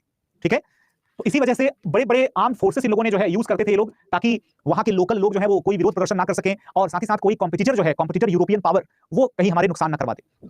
बाकी रिलीजन का एक्सपेंशन तो खैर है ही। अब सोचो जरा कि I don't have actually the time as well as the subject scope does not allow me, otherwise इतनी तगड़ी स्टोरीज हैं कि सुन करके आश्चर्य लग जाएगा कि भाई कैसे कैसे तरीके अपनाते थे। सोचो जरा कि हिप्नोटाइजेशन से लेकर के जादू टोने तक का यूज करते थे, हालांकि वो इफेक्टिव होता था कि नहीं होता था वो बात अलग है। बाकी लालच का यूज तो करते ही करते थे। कुछ लोगों को ये भी लालच देते थे कि जो है अगर तुम अपने ट्राइब के खिलाफ हमारा सपोर्ट करोगे तो we will be like, we will be providing you the share in the power, share of the gold, इस तरीके से, और कुछ नहीं देते थे। मतलब जितना ज्यादा जो है, जैसे फॉर एग्जाम्पल अगर आप देखें तो एक कंट्री है, राइट, एक कंट्री है, आप लोगों ने नाम सुना होगा, है ना, गुयाना, गुयाना का, राइट। गुयाना का जो इलाका है वहां पर एक ट्राइब हुआ करती थी, या फिर उससे भी ज्यादा जो है, आप लोगों ने इंका सिविलाइजेशन का नाम तो सुना ही होगा, इंका सिविलाइजेशन का, ठीक है ना। ये सब जो सिविलाइजेशंस थी दरअसल में, इनके रिप्रेजेंटेटिव ट्राइबल्स जो है वो लंबे समय तक रहते थे, 14-15 सेंचुरी तक भी वो लोग रह रहे थे। इनमें से एक पर्टिकुलर ट्राइब जो है, ठीक है ना, जो कि गुयाना के आजकल के इलाके से लेकर के और सदर्न मैक्सिको के इलाके के बीच में फैली हुई थी, और उस पर्टिकुलर ट्राइब के जो चीफ थे उनकी बेटी से शादी करके, है ना, किसने, कोलंबस के ग्रुप के एक सोल्जर ने शादी करके और उसे लेकर के आए, और उसे जो है एक तरीके से ब्रूटलाइज करना शुरू कर दिया। As a they used that lady as a ransom, कि उसका बाप जो है वो सरेंडर कर दे। अब उसके फादर ने सरेंडर कर दिया ट्राइबल रूल्स के अकॉर्डिंग, जब ट्राइबल हेड ने सरेंडर कर दिया तो जाहिर सी बात है कि वो बाकी के ट्राइब का सरेंडर माना जाएगा। उसके बाद फिर क्या किया, उसी ट्राइबल हेड को क्रिश्चियनिटी में कन्वर्ट करके उसे बना दिया रिलीजियस प्रीचर, यानी कि धार्मिक प्रवर्तक या प्रचारक। अब उसके बाद फिर क्या होता है कि ये जो धार्मिक प्रचारक है, आपको लगेगा कि ये क्यों ही प्रचार करेगा, उसके साथ इतना गलत हुआ, उसकी बेटी के साथ इतना गलत हुआ। एक्चुअल में दोनों के, मतलब ऐसा बोला जाता है, these are the stories and legends, आप कह सकते हैं कि वहां के किस्से कहानियां हैं, कि ऐसा बोला जाता है कि दोनों को जो है इन्होंने बैड स्पिरिट्स, यानी कि वही ना प्रेत के जैसा, तो सैतानिक स्पिरिट्स या बैड स्पिरिट्स के काबू में कर लिया था। ये दोनों जो है वो जिससे भी मिलते थे, बात करते थे, उसको क्रिश्चियनिटी में कन्वर्ट करके ही छोड़ते थे, और अपनी पूरी लाइफ में नेटिव पॉपुलेशन में कम से कम 20,000 से ज्यादा लोगों को क्रिश्चियनिटी में कन्वर्ट किया। जो कन्वर्जन में स्वीकार नहीं करता था उसको मार डालते थे। सो एक्चुअली हर तरीके के मेथड्स यूज करना रिलीजियस कन्वर्जन के लिए ये स्पेनिश और पोर्चुगीज दोनों की प्रायोरिटी में शामिल होता था, along with looting all the wealth etcetera. लेकिन धीरे धीरे रिलीजियस कन्वर्जन जो है वो बैक डोर लेता गया, और कॉलोनाइजेशन में जो इकोनॉमिक एक्सप्लॉयटेशन था ये ज्यादा सिग्निफिकेंट हो गया। ठीक है, कॉलोनाइजेशन के पीछे क्या क्या कारण हुआ करते थे दोस्तों? नंबर 1 सबसे इंपॉर्टेंट, इकोनॉमिक मोटिव्स, इकोनॉमिक, आर्थिक। हर एक कारण वहीं से निकलेगा। वो जो 3G बताया मैंने, 3G, गॉड, गोल्ड और ग्लोरी, तो 3G में से ही सारे कारण निकलेंगे, इकोनॉमिक मोटिव्स यानी आर्थिक जो लक्ष्य थे। ठीक है, और कॉलोनाइजेशन समझने के पहले आप लोगों को एक चीज समझना बहुत जरूरी है, वो है the beginning of mercantilism. Mercantilism ये क्या होता है? मर्केंटिलिज्म दरअसल में where the ruling classes and the trading classes they both collaborated to benefit each other. ये टाइम पीरियड कब था भाई? Time period was during the age of Reformation and exploration. तो इसके बाद हम कह सकते हैं कि 15th है ना, या 16th और 17th, राइट। ये जो है 3 सेंचुरीज तक this was the most common governing and political ideology. इसकी खास बात क्या होती थी, इसके फीचर्स में अगर हम देखें दोस्तों, तो इसके फीचर्स में क्या क्या चीजें आते हैं। सबसे पहले लार्ज कॉर्पोरेशंस की एस्टैब्लिशमेंट की जाएगी, बड़ी बड़ी जो है वो कंपनी बनाई जाएंगी। इनको जो है रॉयल पैट्रनेज दी जाएगी, यानी कि राजकीय संरक्षण दिया जाएगा। इनको जो है प्रॉफिट एकमात्र मोटिव रहेगा, प्रॉफिट ओनली मोटिव।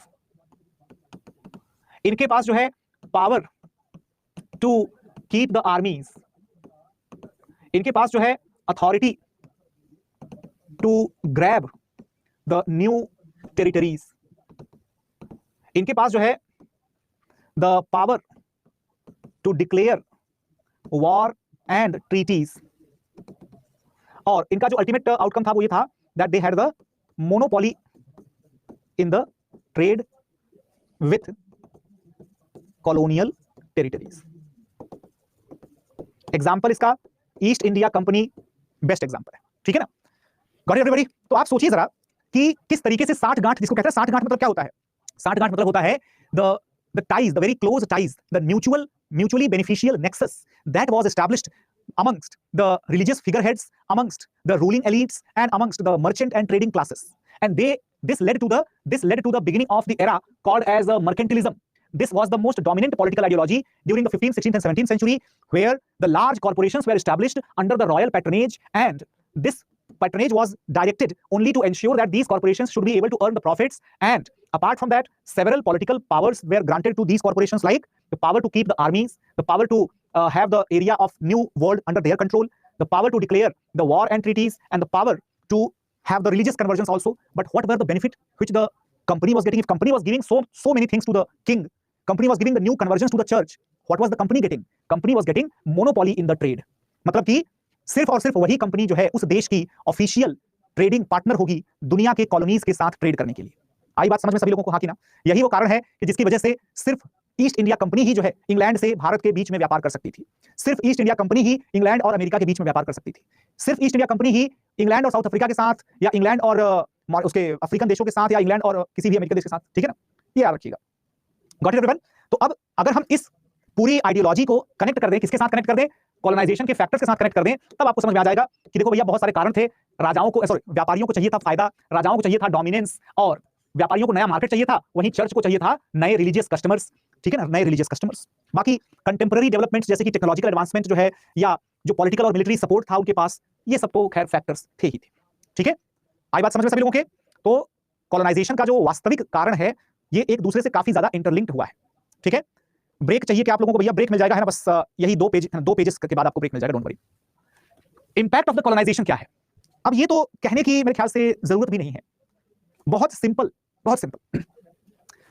इंपैक्ट क्या होगा आप लोग सोच के बताइए मुझे। What should be the impact of colonisation? क्या ये कहने की जरूरत है कि रिसोर्सेज का एक्सप्लॉयटेशन होना शुरू हो जाएगा, या फिर जो नेटिव्स हैं, अमेरिका के जो नेटिव्स हैं, उनका कल्चर पूरी तरीके से डिस्ट्रॉय हो जाएगा, अफ्रीका के जो नेटिव्स हैं उनका खुद का कल्चर, खुद की प्रैक्टिसेस, खुद का रिलीजन सब डिस्ट्रॉय हो जाएगा, है कि नहीं?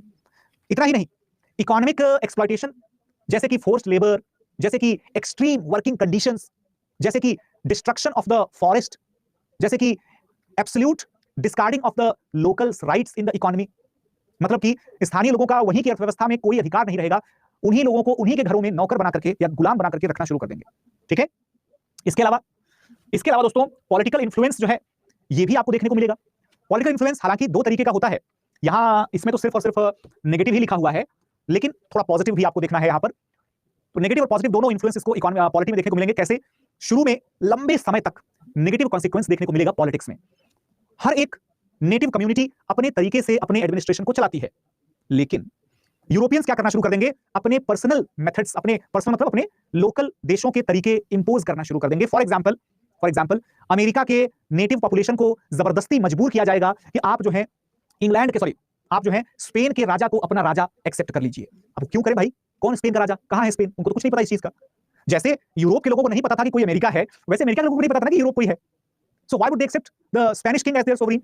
But once they denied to do so, they were brutally slaughtered. ठीक है। इंफ्रास्ट्रक्चर डेवलपमेंट, अब ये एक पॉजिटिव कॉन्सिक्वेंस है। तो जैसे पॉलिटिक्स में भी कुछ पॉजिटिव कॉन्सिक्वेंस देखने को मिलता है कि चलो ठीक है, for a long period of time the natives were exploited and harassed politically also, but after some period of time what happened, the natives and the colonizers they got intermixed and the native population even though they where subservient, हालांकि उनकी condition जो है बहुत ही अधीनस्थ वाली condition थी, फिर भी उन लोगों ने कुछ पॉजिटिव चीजें राजनीति में सीख ली, जैसे कि लिबरल आइडियाज, है ना। पॉजिटिव पॉलिटिकल कंडीशंस क्या क्या होगी दोस्तों, पॉलिटिकल इंपैक्ट, जैसे कि number 1 liberal thoughts, number 2 gender equality, number 3 knowledge centric policies, number 4 representation rights, number 5 that is a political patronage to poor।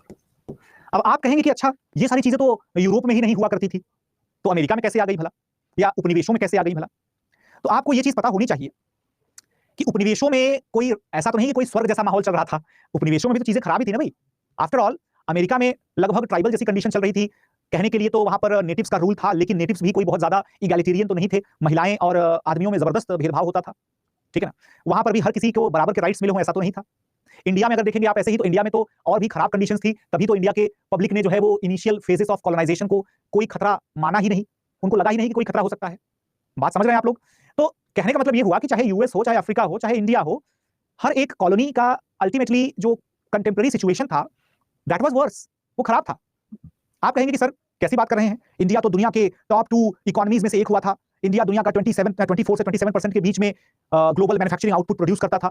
ये सब ज्ञान आप जो है सब कुछ जानते ही होंगे, क्योंकि ये सब बहुत पॉपुलर हो गया है आजकल। आजकल तो लोग सोशल मीडिया से हिस्ट्री सीखने लगे। एक्चुअल में क्या होता है, ये सारे के सारे मैक्रो इकोनॉमिक डेटा हैं। क्या है? Macro economic data. लेकिन दोस्त micro economic conditions were very severe, pathetic, खराब कंडीशंस। क्योंकि आपको भूलना नहीं चाहिए कि अमेरिका की चलो बात ही छोड़ दो, अमेरिका तो कंगाल था ही। जमीन के नीचे अगर आपके पास रिसोर्सेस मौजूद हैं, इसका यह मतलब नहीं होता कि आप रिच हैं।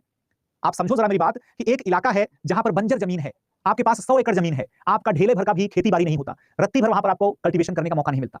यानी कि आप तो गरीब हुए, भले ही आपके पास 100 एकड़ की जमीन है, बशर्ते कि वहीं पर कोई प्रोजेक्ट आ जाए, हाईवे का, रेलवे का, ब्रिज का, कोई कंस्ट्रक्शन फैक्ट्री, कुछ भी, अचानक से आपकी वो 100 एकड़ की जो जमीन है, अचानक से आपको मल्टी मिलियनियर का दर्जा मिल जाएगा। और तब आप बोलेंगे कि अच्छा देखो वो आदमी लोग कितने बदतमीज थे, उन लोगों ने हमारी उस 100 एकड़ की जमीन में से और जो है हमारी 50 एकड़ जमीन ले ली, और देखो वहां तो तेल का कुआं था, अगर वो नहीं लेते तो वो तेल का कुआं हमारा था, हम रिच होते। कम ऑन, विदाउट टेक्नोलॉजी आप उस तेल के कुएं का अचार भी नहीं डाल सकते थे। You could not do anything out of that. Got it? Similarly if the minerals were there, if the metals, gold, silver, everything was there in America, they could not have exploited that because they had no such access to technology. ठीक है, तो इसी वजह से जब हम दोनों sides को देखते हैं तो यूरोपियंस इस बात का बड़ा एक्सक्यूज देते हैं कि बेटा तुम लोगों को ऐसा लगता है कि तुम्हारा एक्सप्लॉइटेशन हुआ है, हम मना नहीं करते एक्सप्लॉइटेशन हुआ है, एक्सप्लॉइटेशन तो हमने किया है, we agree to that, but उस एक्सप्लॉइटेशन का जो एक पैरेलल बेनिफिट पहुंचा है आप लोगों को उसे भी तो स्वीकार करना चाहिए। Yes, there are certain benefits also. Correct? तो ये सब चीजें आपको पता होनी चाहिए, जस्ट बिकॉज कि यूपीएससी में अगर प्रीवियस ईयर क्वेश्चंस को देखें 2013, 14, 15 उसके बाद तो पूछा नहीं है, तो आपको दिखेगा कि कैसे कॉलोनाइजेशन के ऊपर जो है वो क्वेश्चंस बन सकते हैं। ठीक है, so the political impact which was positive in nature, these were the ones. Economic impact भी कुछ पॉजिटिव होते हैं, कुछ एजुकेशनल और हेल्थ इंपैक्ट भी पॉजिटिव होते हैं दोस्तों।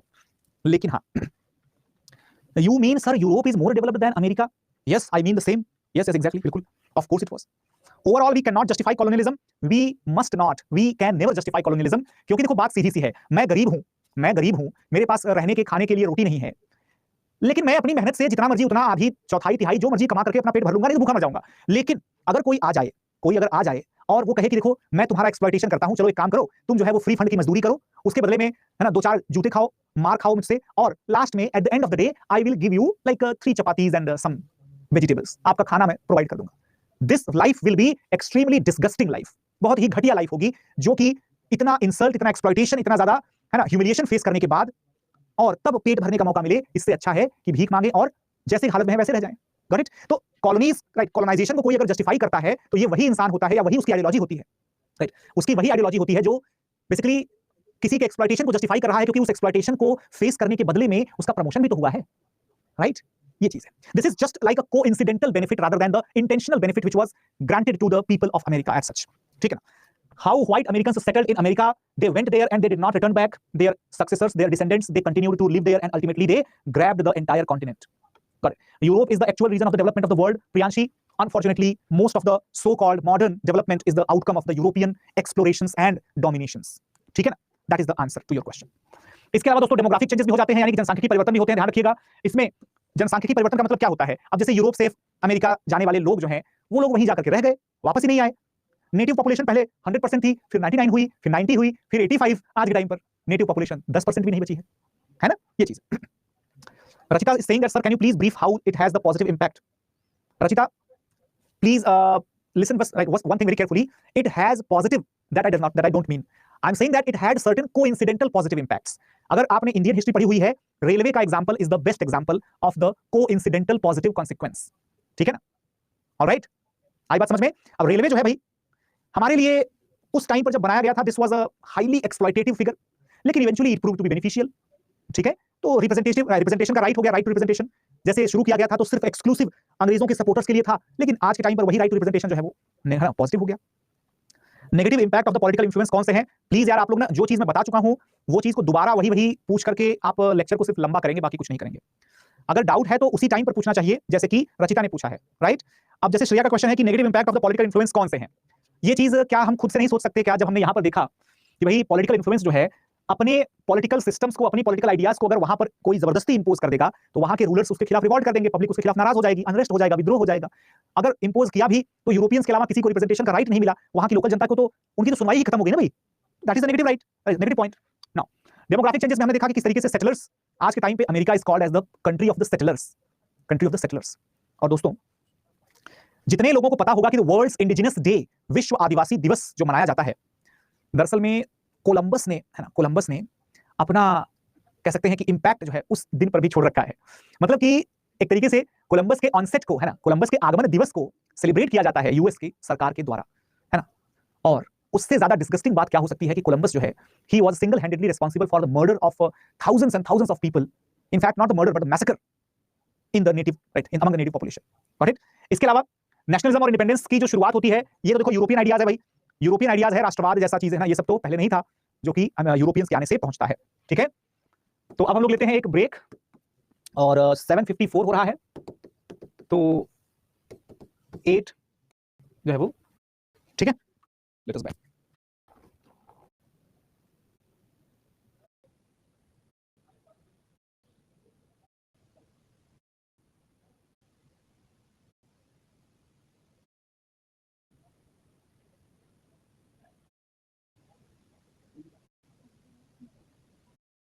ठीक है, यानी कि ऑर्गेनाइजेशंस,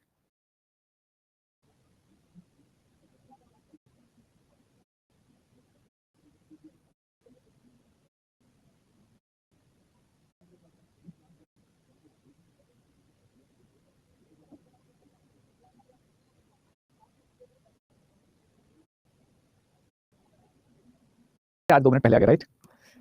कॉलोनाइजेशन ऑफ अमेरिका की शुरुआत करते हैं हम लोग। ठीक है, सभी लोग वापस आ जाइए फटाफट से, जल्दी से, अगर आप लोग सुन रहे हो, वैसे लॉग आउट हो चुके होंगे, कहां सुन रहे होंगे। And let us begin for दोस्त, जल्दी तो नहीं आ गया, सिर्फ 1 मिनट पहले आए, राइट। पास्ट भी, पास्ट को याद रखने वाला सब्जेक्ट है, अगर मैं पास्ट को भूल जाऊंगा तो फिर इतिहास कौन पढ़ाएगा आप लोगों को। एनीवेज, तो स्टार्ट करते हैं फटाफट से, आप आ जाइए जल्दी से टाइम पर, सभी लोग वापस आइए फटाफट।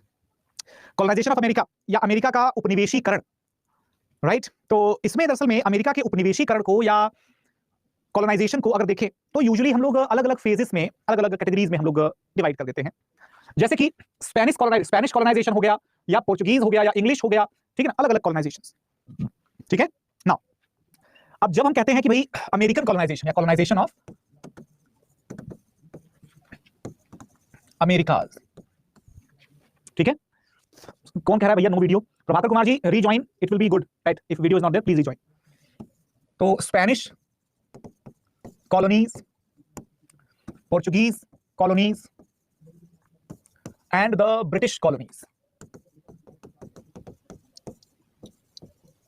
ठीक है। तो दोस्तों क्या होता है कि under the treaty of, right, under the treaty of Tordesillas, क्या हुआ था भाई 1494 में, जब पुर्तगाल जो था, राइट, पुर्तगाल को कौन से हिस्से मिल गए दोस्तों? पुर्तगाल को जो मिल गया वो मिल गया Brazilian coast, right, Brazilian coast, ठीक है। और जो स्पेन था, स्पेन को क्या मिल गया? स्पेन ने got the North American coast. यानी कि जो अगर आप मैप को देखें, राइट, अगर आप मैप को देखें तो बेसिकली जो ये वाला इलाका था, राइट, ये जो पोर्शन था, this portion was actually dominated by the Portuguese, और ये जो पोर्शन है, ध्यान रखिएगा, राइट, ये पोर्शन जो है this was dominated by the Spanish. ठीक है ना? अब होता क्या है कि इसमें इंग्लिश कहां से आ गया बीच में? इंग्लैंड कहां से आ गया? दरअसल दोस्तों 1590 में एक एंग्लो स्पेनिश वॉर हुआ था। क्या हुआ था? एंग्लो स्पेनिश वॉर हुआ था। ठीक है? जिसके बाद पहली बार for the very first time the British got small foot steps in the America. और संजोग की बात ये देखिए कि 100 इयर्स के बाद, विद इन 100 इयर्स, 1690 में, ठीक है ना, 1690 में एक बार फिर से वॉर होता है और स्पेन का पत्ता पूरी तरीके से साफ हो जाता है, पूरी तरीके से क्लियर। ठीक है? यानी कि अब जो है स्पेन अमेरिका से लगभग जा चुका है। और कौन सा देश लीड कर रहा है भाई? नॉर्दर्न अमेरिका में कौन लीड कर रहा है दोस्तों? 17th सेंचुरी और 18th सेंचुरी। ठीक है ना? तो आप कह सकते हैं कि लेट 17th सेंचुरी से लेकर के और लेट 18th सेंचुरी तक अमेरिका के नॉर्दर्न पार्ट्स में, नॉर्दर्न अमेरिका कौन लीड करता है? यूके यानी कि ब्रिटेन लीड करता है। और नॉर्दर्न मोस्ट जो है, right, northern most parts of America यानी कि आजकल का कनाडा है, वहां पर कौन रूल कर रहा था? वहां पर जो है वो फ्रांस का इंपैक्ट आ गया। तो जैसे कि आप लोगों को ये चीज क्लैरिटी के साथ पता होनी चाहिए कि एक्चुअल में क्या था। एक्चुअल में स्पेन और पुर्तगाल जो हैं, ये दोनों super powers, they were replaced by the English, the Dutch and the French, right, English, Dutch and the French. तो ये दोनों का जमाना जो है वो खत्म हो जाता है और इन तीनों का जमाना जो है वो आ जाता है, शुरू हो जाता है। कहां पर? सिर्फ अमेरिका में ही नहीं, ऑल ओवर द वर्ल्ड। इनका जमाना कब खत्म हुआ? इनका जमाना खत्म हो गया भाई, इनका जमाना शुरू कब हुआ था? तो 15th सेंचुरी से लेकर के 16th सेंचुरी तक का, 17th सेंचुरी तक का इनका जमाना था। तो 15 से 17 तक, राइट, और 17th से लेकर के 20th सेंचुरी तक का वो इनका जमाना था। ठीक है? 17th से लेकर के 20th सेंचुरी तक का इंग्लैंड, डच और फ्रांस, इनका जमाना था। ठीक है? तो दुनिया भर की कॉलोनाइजेशन में one of the earliest example वो मिलता है the colonisation of the America. ठीक है? तो दोस्तों अमेरिकन कॉलोनाइजेशन में स्पेनिश कॉलोनीज कुछ हुआ करती थी, जैसे कि मैक्सिको, पेरू, बोलीविया, चिली, ये सब कंट्रीज। कुछ पोर्चुगीज कॉलोनीज हुआ करती थी, जैसे कि, है ना, ब्राजील, पुर्तगाल का था। या इंग्लैंड की कुछ कॉलोनीज थी, जैसे कि नॉर्थ अमेरिका में और कैरिबियन वगैरह में, कैरिबियन आइलैंड्स में। कुछ कॉलोनीज जो है वो डच लोगों की हुआ करती थी या फ्रेंच लोगों की, जैसे कि जो न्यूयॉर्क है दोस्तों, आपको सोचो पता होना चाहिए, जो न्यूयॉर्क सिटी है, ये न्यूयॉर्क सिटी दरअसल में it was called as the New Amsterdam, right. New Amsterdam जो है ये डच लोगों की कॉलोनी थी, जिसको बाद में ब्रिटिश लोगों ने खरीद लिया था। ठीक है ना? और इतना ही नहीं, सेंट लॉरेंस बेसिन का जो इलाका है, राइट, नॉर्दर्न अमेरिका के, जो आप देख सकते हैं यहाँ पर दिखेगा नहीं, उस साइड में है। ठीक है ना? तो नॉर्दर्न और वेस्टर्न अमेरिका के जो इलाके हैं, वो सेंट लॉरेंस बेसिन का जो इलाका है, that was the colony of France. ठीक है ना? इसके वजह से आप देख रहे हैं कि एक के बाद एक English, Dutch, French, Portuguese, Spanish, हर कोई अमेरिका में पहुंच रहा है। Therefore America became the colony of the settlers, यानी कि वहां पर आने वाले बाशिंदों की कॉलोनी के तौर पर अमेरिका डेवलप हुआ। वहां पर दोस्तों अलग अलग जो सिविलाइजेशंस एग्जिस्ट किया करती थी, जैसे कि एज़टेक और इनका, ये दो अलग अलग सिविलाइजेशंस है, जिनके बारे में मैं बता रहा था कि जैसे कि सबसे शुरुआती जो ग्लोरियस फेज था वो माया सिविलाइजेशन का था। और उसके बाद जो है एज़टेक सिविलाइजेशन बहुत ज्यादा फेमस थी। इनफैक्ट जब यूरोपियंस अमेरिका में एंटर कर रहे थे या जब अमेरिका में अपना एस्टैब्लिशमेंट क्रिएट कर रहे थे, उस दौर में इनका और एज़टेक सभ्यताएं अमेरिका की सबसे ज्यादा डोमिनेंट सिविलाइजेशंस के तौर पर जानी जाती थी। उनके खुद के कल्चर, खुद का रिलीजन, खुद का फेस्टिवल, खुद के पॉजिटिव और negative combined political economic principles सब हुआ करता था। Everything was wiped out. The natives were they were just considered like the primitive, faithless. उनको बोला गया कि बेटा या तो क्रिश्चियनिटी में कन्वर्ट हो जाओ या फिर मरने के लिए तैयार रहो। नतीजा क्या होगा?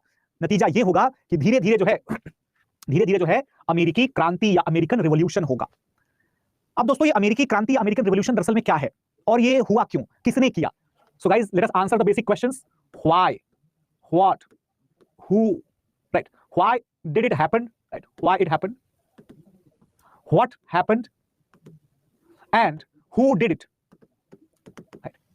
इसको हम लोग किसी भी ऑर्डर में कर सकते हैं कि भाई who did it, why did it, right, why did they do it and what exactly happened. ठीक है? मुझे लगता है सेकंड वाला सीक्वेंस ज्यादा अच्छा सीक्वेंस है, तो सेकंड वाले सीक्वेंस के अकॉर्डिंग ही हम लोग इसको समझने की कोशिश करते हैं।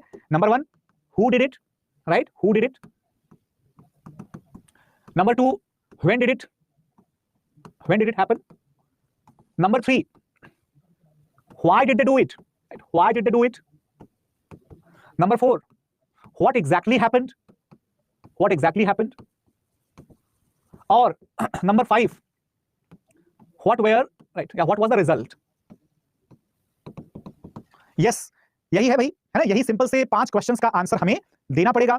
Number 1 who did it, number 2 when did it। who did it मतलब आता है दोस्तों यहां पर किसने किया, ये दरअसल में ये करने वाले लोग थे the European settlers descendants, right. European settlers के जो डिसेंडेंट्स हुआ करते थे उन लोगों ने किया। मतलब क्या लोकल लोगों ने नहीं किया क्या? No, not at all. It was not done by the native Americans. Yes, बहुत लोगों को यह गलतफहमी रहती है कि अमेरिकी क्रांति जो है वो अमेरिका के लोकल लोगों ने की थी। जी नहीं, बिल्कुल नहीं। अमेरिकी क्रांति करने वाले लोग कौन थे मालूम है? अमेरिकी क्रांति करने वाले लोग थे जो यूरोपियन सेटलर्स थे, जो कॉलोनाइजर्स थे ना, कॉलोनाइजर्स, देयर डिसेंडेंट्स, उन लोगों ने, ठीक है, उन लोगों ने किया। कब किया भाई? तो ये क्रांति जो है 1774 है ना से स्टार्ट हो जाती है। 1775 में आप लोगों को पता होगा कि ग्रेट कांग्रेस जो है वो एस्टैब्लिश होती है, और मतलब एस्टैब्लिश क्या, बैठक होती है। और वो उसके अलावा जो है 1776 में दोस्तों क्या होता है? Declaration of the independence. और उसके बाद फाइनली जो है 1783 में, है ना, recognition of the independent United states by England. तो ये जो 7 इयर्स का पीरियड है ना, 76 से लेकर 83 तक का जो 7 साल का पीरियड है, 7 years, this is called as the American War of Independence. क्या बोलते हैं उसको? अमेरिकन वॉर ऑफ इंडिपेंडेंस, ठीक है ना। इसी को कहा जाता है अमेरिका की लड़ाई। अब हमारे मन में सवालों के भंडार आ जाएंगे। हमें पता चल गया कि who did it, when did it happen, why did they do. Number 1 सबसे बड़ा सवाल क्यों किया, है ना, क्यों किया? आकाश का एक सवाल बहुत अच्छा सवाल लगा मुझे, इतने फास्ट इंडिपेंडेंस मिल गई। बिल्कुल सही बात है। इंडिया वाले सोचो जरा कि लगे पड़े थे 100 साल निकाल दिए लगभग, तब जाकर के इंडिपेंडेंस मिलती है। इन लोगों ने तो बड़ी जल्दी इंडिपेंडेंस प्राप्त कर ली, एकदम से रियलाइजेशन हुआ, एकदम से तोड़ फोड़ दिया। जी नहीं, दरअसल में हमें जानना पड़ेगा इसकी बैकग्राउंड स्टोरी, तब पता चलेगा कि why did they do it, क्यों किया इन्होंने क्रांति, ठीक है ना। सबसे पहले दोस्तों ये जरा कॉलोनीज की बात करिए। जिस अमेरिका की आजादी की बात हम लोग कर रहे हैं, दरअसल में वो अमेरिका सिर्फ इत्तू सा अमेरिका, सिर्फ ये बस। अगर आप मैप देखेंगे तो कहां मिलेगा ये? अगर आप मैप देखेंगे तो जस्ट अ सेकंड, ये आपको कहां मिल जाएगा? मैंने ऐड तो किया था यार, है ना। ये मैं मैप ऐड करता हूं, मैप कहां चला जाता है भाई? सॉरी आपको, अच्छा ये दूसरा, अच्छा इसके नीचे ही हो गया लगता है, जस्ट अ सेकंड, यानी कि पीपीटी पे होगा।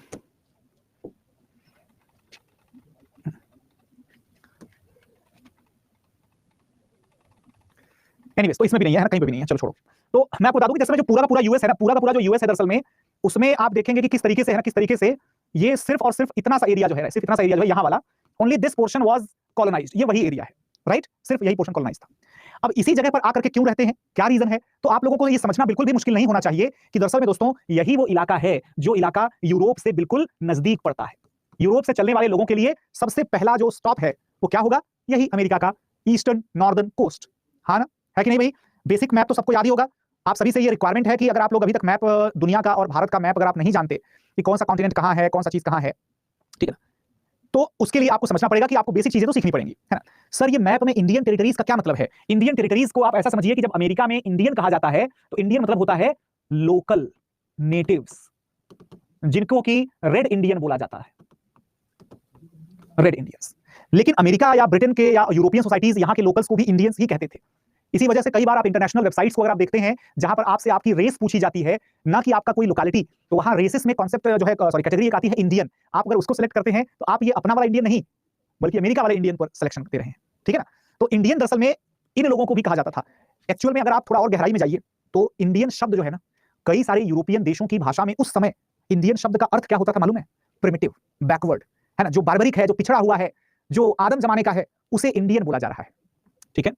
तो इसी वजह से किसी टाइम पर, कॉलोनाइजेशन के खासकर टाइम पर, इंडियन शब्द जो है वो एक डेरोगेटरी शब्द बन गया था, ध्यान रखिएगा। मतलब यूरोपियंस जो है किसी टाइम पर जब इंडिया आने का उनका सपना था, तब तो इंडिया उनके लिए गोल्ड था, गोल्ड। और जब उन्होंने कॉलोनाइजेशन शुरू कर दिया, जब खुद पावरफुल हो गए, खुद एम्परर बन गए, खुद रिच हो गए, तब इंडियन जो शब्द है वो डेरोगेटरी हो गया, है ना।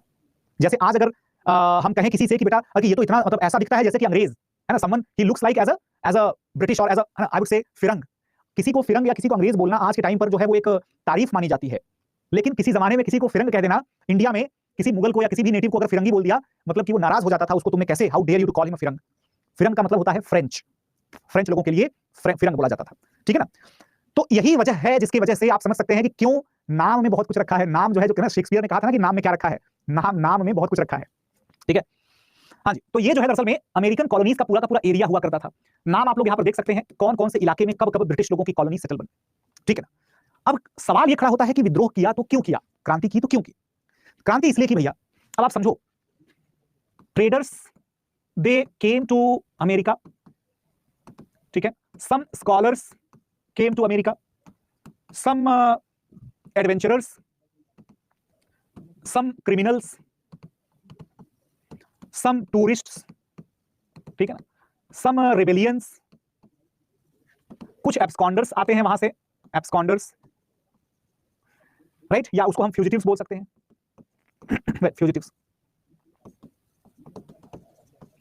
अब जब हम देख रहे हैं कि भाई कुछ व्यापारी आए, ठीक है ना, कुछ विद्वान आए, कुछ जो है वो रोमांचक यात्राओं पर जाने वाले लोग हो गए, कुछ जो है अपराधी हो गए, कुछ सैलानी हो गए, कुछ जो है विद्रोही हो गए, कुछ भगोड़े हो गए, कुछ सजा याफ्ता लोग हो गए। एब्सकॉन्डर या फ्यूजिटिव मतलब होता है कि भगोड़ा, जो लोगों को सजा मिलती है लेकिन वो सजा पूरी नहीं करते बल्कि भाग जाते हैं। अमेरिका कुल मिलाकर के लोगों को क्या दे रहा था मालूम है? What was America offering to the various groups of the European people? एक शब्द में आप क्या बताना चाहेंगे? What should be your answer? दिमाग पर जोर डालिए, सोचिए और मुझे बताइए, अमेरिका लोगों को क्या दे रहा था? What was the offer, what was the offerings made by the America as a place? Asylum, refuge, capital, money. अच्छी बात है, लगभग सारे आंसर सही हैं। शेल्टर दे रहा था, ठीक है, राइट्स दे रहा था, लैंड दे रहा था, रिसोर्सेज दे रहा था, रिसोर्सेज। एक शब्द मैं ढूंढ रहा हूं जो मुझे नहीं मिल रहा है, हाँ जी, अपॉर्चुनिटीज, मौके, जीवन को दोबारा जीने का, जीवन को बड़े, है ना, बड़े मौके पर जीने का, बिल्कुल सही है ना, I think Nikansh Verma, very nice. ये लोगों को दे रहा था आजादी, फ्रीडम, फ्रीडम दे रहा था भाई, फ्रीडम दे रहा था भाई लोगों को, फ्रीडम। शेल्टर तो ठीक है, रिसोर्सेज तो ठीक है, मनी तो ठीक है, अपॉर्चुनिटी भी ठीक है, सब कुछ है, सब कुछ है, लेकिन एक ऐसी चीज दे रहा था, एक ऐसी चीज दे रहा था जो कि यूरोप में बिल्कुल नहीं थी, वो चीज थी आजादी, फ्रीडम। क्योंकि यहां पर कोई राजा नहीं था, यहां पर कोई राजा नहीं था, ठीक है, यहां पर कोई डोमिनेंट पावर एज सच नहीं थी, यहां पर लोग अपनी मर्जी के मालिक थे, अपने तरीकों से रहते थे। आप खुद सोच के देखो, आप किसी जंगल में जाते हो, उस जंगल में ट्राइबल्स भी रहते हैं, कभी कभी आपकी ट्राइबल्स के साथ मुठभेड़ हो सकती है, लेकिन अगर ट्राइबल्स अलग रह रहे हैं, आप अलग रह रहे हैं, कोई रोक टोक नहीं है, जहां मर्जी वहां जाओ, जहां मर्जी वहां रहो, जिस मर्जी उस पेड़ से फल खाओ, जहां से मर्जी वहां से पानी पियो, डजंट मैटर, कोई रिस्ट्रिक्शन कुछ नहीं। America was giving them this freedom. लेकिन ये फ्रीडम जो है बहुत लंबे समय तक नहीं रही। क्यों? दरअसल में बहुत जल्दी ही ब्रिटिश एम्पायर को ये समझ में आ, ब्रिटिश गवर्नमेंट को समझ में आ गया, एक प्राइम मिनिस्टर हुआ करते थे, कभी आपने अगर नाम सुना हो उनका, लॉर्ड नॉर्थ, सॉरी क्या लिख रहा हूं मैं यार, लॉर्ड नॉर्थ, ठीक है, पता करिएगा कि लॉर्ड नॉर्थ जो है वो कब हुआ करते थे प्राइम मिनिस्टर। लॉर्ड नॉर्थ ने दरअसल में क्या किया, उन्होंने कानून बनाने शुरू कर दिए। कैसे कानून? कि यार देखो, ये वाले कानून जो है वो सिर्फ ब्रिटेन के लिए नहीं, ब्रिटेन के कॉलोनीज के लिए भी लागू होंगे। अब ये क्या ड्रामा है नया, अमेरिका में रहने वाले, अब समझ के देखो जरा कि मैं सपोज मेरे दादाजी जो है वो मिर्जापुर से चल करके सपोज चले गए अमेरिका, है ना, और उसके बाद फिर उनके साथ उनके बेटे, उसके बाद फिर मैं आया, मेरे बाद मेरे, अब मेरा जो ग्रैंडसन होगा वो, उसकी 4 पीढ़ियां अमेरिका में रही हैं, उसे क्या पता कि इंडिया क्या है क्या नहीं है। लेकिन अगर इंडिया की सरकार ने एक कानून बनाना शुरू कर दिया कि जो लोग हमारे लोगों के डिसेंडेंट हैं, अमेरिका में रहते हैं, चाहे वो कुछ भी करे वहां पर, उन्हें टैक्स देना पड़ेगा हमारी सरकार को, यहां इंडिया की सरकार को, ये तो गड़बड़ हो जाएगी, कोई भी एक्सेप्ट नहीं करेगा, है ना। Colonists were taxed without any representation in the British parliament leading to widespread opposition. दोस्तों, कानून बना दिया गया कानून बना दिया गया कि दरअसल में अमेरिका में रहने वाले जो डिसेंडेंट्स हैं वो टैक्स किसे पे करेंगे? ब्रिटिश सरकार को पे करेंगे। लेकिन उनकी रिप्रेजेंटेशन क्या है ब्रिटिश पार्लियामेंट में? जीरो, कुछ नहीं। तो यार रिप्रेजेंटेशन है नहीं तो फिर टैक्सेशन। अमेरिकन ने आंदोलन चलाया, no taxation without representation, right. तो इस तरीके की चीजें। इसके अलावा restrictive trade policies, British regulations limited their colonies economic growth. दोस्तों क्या होता है, सॉल्ट से लेकर के हाँ, मैं उम्मीद कर ही रहा था we should not need call the lord because they exploited the looted, ये वो दुनियादारी। तो बेटा आकाश कुमार जी, आपका ये बयान बिल्कुल सत्य है कि we should not call them lord. क्या मुझे मतलब बता सकते हैं लॉर्ड का क्या मतलब होता है? अगर आप ये सोच रहे हैं कि लॉर्ड का मतलब कोई भगवान है, तो ऐसा बिल्कुल भी नहीं होता है। दरअसल में उल्टा ब्रिटिश लोगों ने या यूरोपियंस ने नॉन क्रिश्चियनिटी के जो जितने भी डीटीज हैं, जितने भी भगवान हैं, उन सभी को लॉर्ड कहना इसलिए शुरू किया क्योंकि लॉर्ड दरअसल में कुछ लोगों के लीडर को कहा जाता है, जो लैंड लॉर्ड यानी कि मालिक। किसका मालिक? इंग्लैंड के गरीब किसानों का मालिक, उसे लॉर्ड कहा जाता था, जिसके लिए इंग्लैंड की पार्लियामेंट में, है ना, सीट दी गई, हाउस ऑफ लॉर्ड्स उसे बोला गया। यानी कि जब मैं कहता हूं लॉर्ड नॉर्थ, तो लॉर्ड नॉर्थ का मतलब होता है जमींदार नॉर्थ, है ना। कौन नॉर्थ? जमींदार या जमींदारों के वंशज नॉर्थ, ठीक है, जो कि हाउस ऑफ लॉर्ड के या ब्रिटिश पार्लियामेंट के मेंबर थे, ठीक है ना, ध्यान रखिएगा। लेकिन क्योंकि क्रिश्चियनिटी में गॉड सिर्फ एक होता है, सिर्फ एकमात्र गॉड होता है, मोनो, राइट, मोनोथीज्म जिसको कहते हैं ना, एक ईश्वरवाद, इसी वजह से क्रिश्चियनिटी में गॉड को गॉड के अलावा कुछ नहीं माना गया, लेकिन इंडिया में जितने भी भगवान हैं उन सभी को उन लोगों ने लॉर्ड कह करके बुलाना शुरू किया, Lord Rama, Lord Krishna, Lord Buddha, Lord Mahavir, इस तरीके से। तो उल्टा, राइट, उल्टा जो है लॉर्ड कहना is not the symbol of considering anybody as a god और समथिंग, ठीक है ना। लॉर्ड कहना इज लाइक अगर मैं बोलूं कि राजा राम मोहन रॉय, नहीं राजा मत कहिए उनको, क्योंकि उनको राजा, वो राजा थे नहीं, अरे भाई टाइटल है, लॉर्ड भी उनका टाइटल है, बोलना पड़ेगा, क्यों नहीं बोले। These guys, yes exactly right। लेकिन ऐसे क्वेश्चंस आजकल बहुत आ रहे हैं, क्योंकि आजकल मैंने कहा ना, आजकल बच्चा जो है वो काफी हद तक सोशल मीडिया से इन्फ्लुएंस होकर के इतिहास पढ़ता है। इसी वजह से जो इतिहास की चीजें हैं, जो फैक्ट है उसे पता नहीं होता और वो गलतफहमियों में चलता है। देखो भाई, सॉल्ट, राइट, सॉल्ट टैक्स से लेकर के चाय के व्यापार पर, ठीक है ना, अमेरिका में प्रोड्यूस होने वाले लोहे और कोयले को अगर ब्रिटेन में भेजा गया तो उस पर एक्स्ट्रा टैक्स लगेगा। ऐसे नियम बना करके क्या किया गया, अमेरिका के लोगों के ट्रेड को खत्म करने की कोशिश की गई, ध्यान रखिएगा। राइट, इतना ही नहीं, अमेरिका के ट्रेडर्स जो हैं वो दुनिया के दूसरे देशों के साथ व्यापार करना चाहते थे, लेकिन उन लोगों को रेस्ट्रिक्ट कर दिया गया। ये बोला गया कि ईस्ट इंडिया कंपनी के अलावा कोई भी ब्रिटिश या ब्रिटिश ओरिजिन का कोई भी ट्रेडर दुनिया के किसी देश के साथ व्यापार नहीं कर सकता, ठीक है। तो ये जो चीज है, दरअसल में अमेरिका में रहने वाले जो डिसेंडेंट हुआ करते थे, उन डिसेंडेंट्स के लिए बड़ी ही नुकसान करने वाली थी।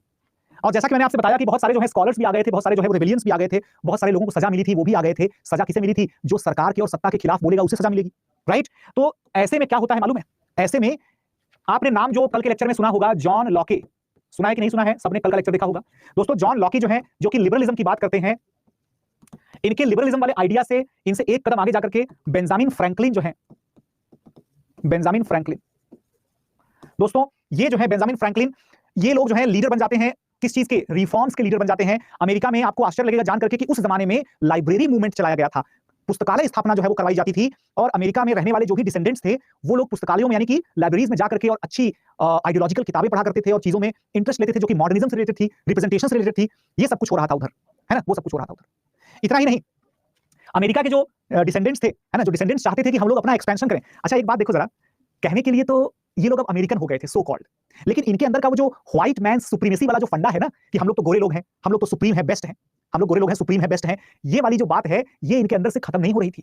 भले ही इनकी जनरेशन बाय जनरेशन ये लोग अमेरिका में रहने लगे थे, फिर भी ये लोग सोच रहे हैं कि हम लोग पश्चिमी साइड में थोड़ा मूव करें। पश्चिमी साइड की कहां की बात हो रही है, इधर मूव करने की बात हो रही है, इंडियन टेरिटरीज की तरफ जाने की बात हो रही है। लेकिन ब्रिटिश सरकार ने कहा कि कोई जरूरत नहीं है, इंडियन टेरिटरीज में जाने की कोई आवश्यकता नहीं है। तो इस बात से भी नाराज हो जाते हैं भाई कि आप लोग हमारा प्रोग्रेस देख नहीं सकते, आप लोग हर बात पे हमारे रोक टोक करने लगते हैं। बेंजामिन फ्रैंकलिन ऑल्सो साइंटिस्ट नहीं, he was the same person, the philosopher, the scientist.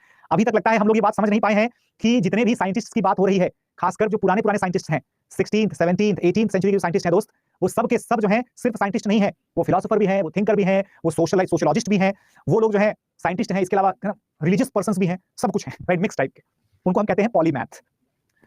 अब आते हैं कुछ ऐसी घटनाओं की तरफ जो घटनाएं अमेरिकी रिवॉल्यूशन के बहुत महत्वपूर्ण कारण बन जाती हैं, जैसे कि द 1763 का प्रोक्लेमेशन एक्ट।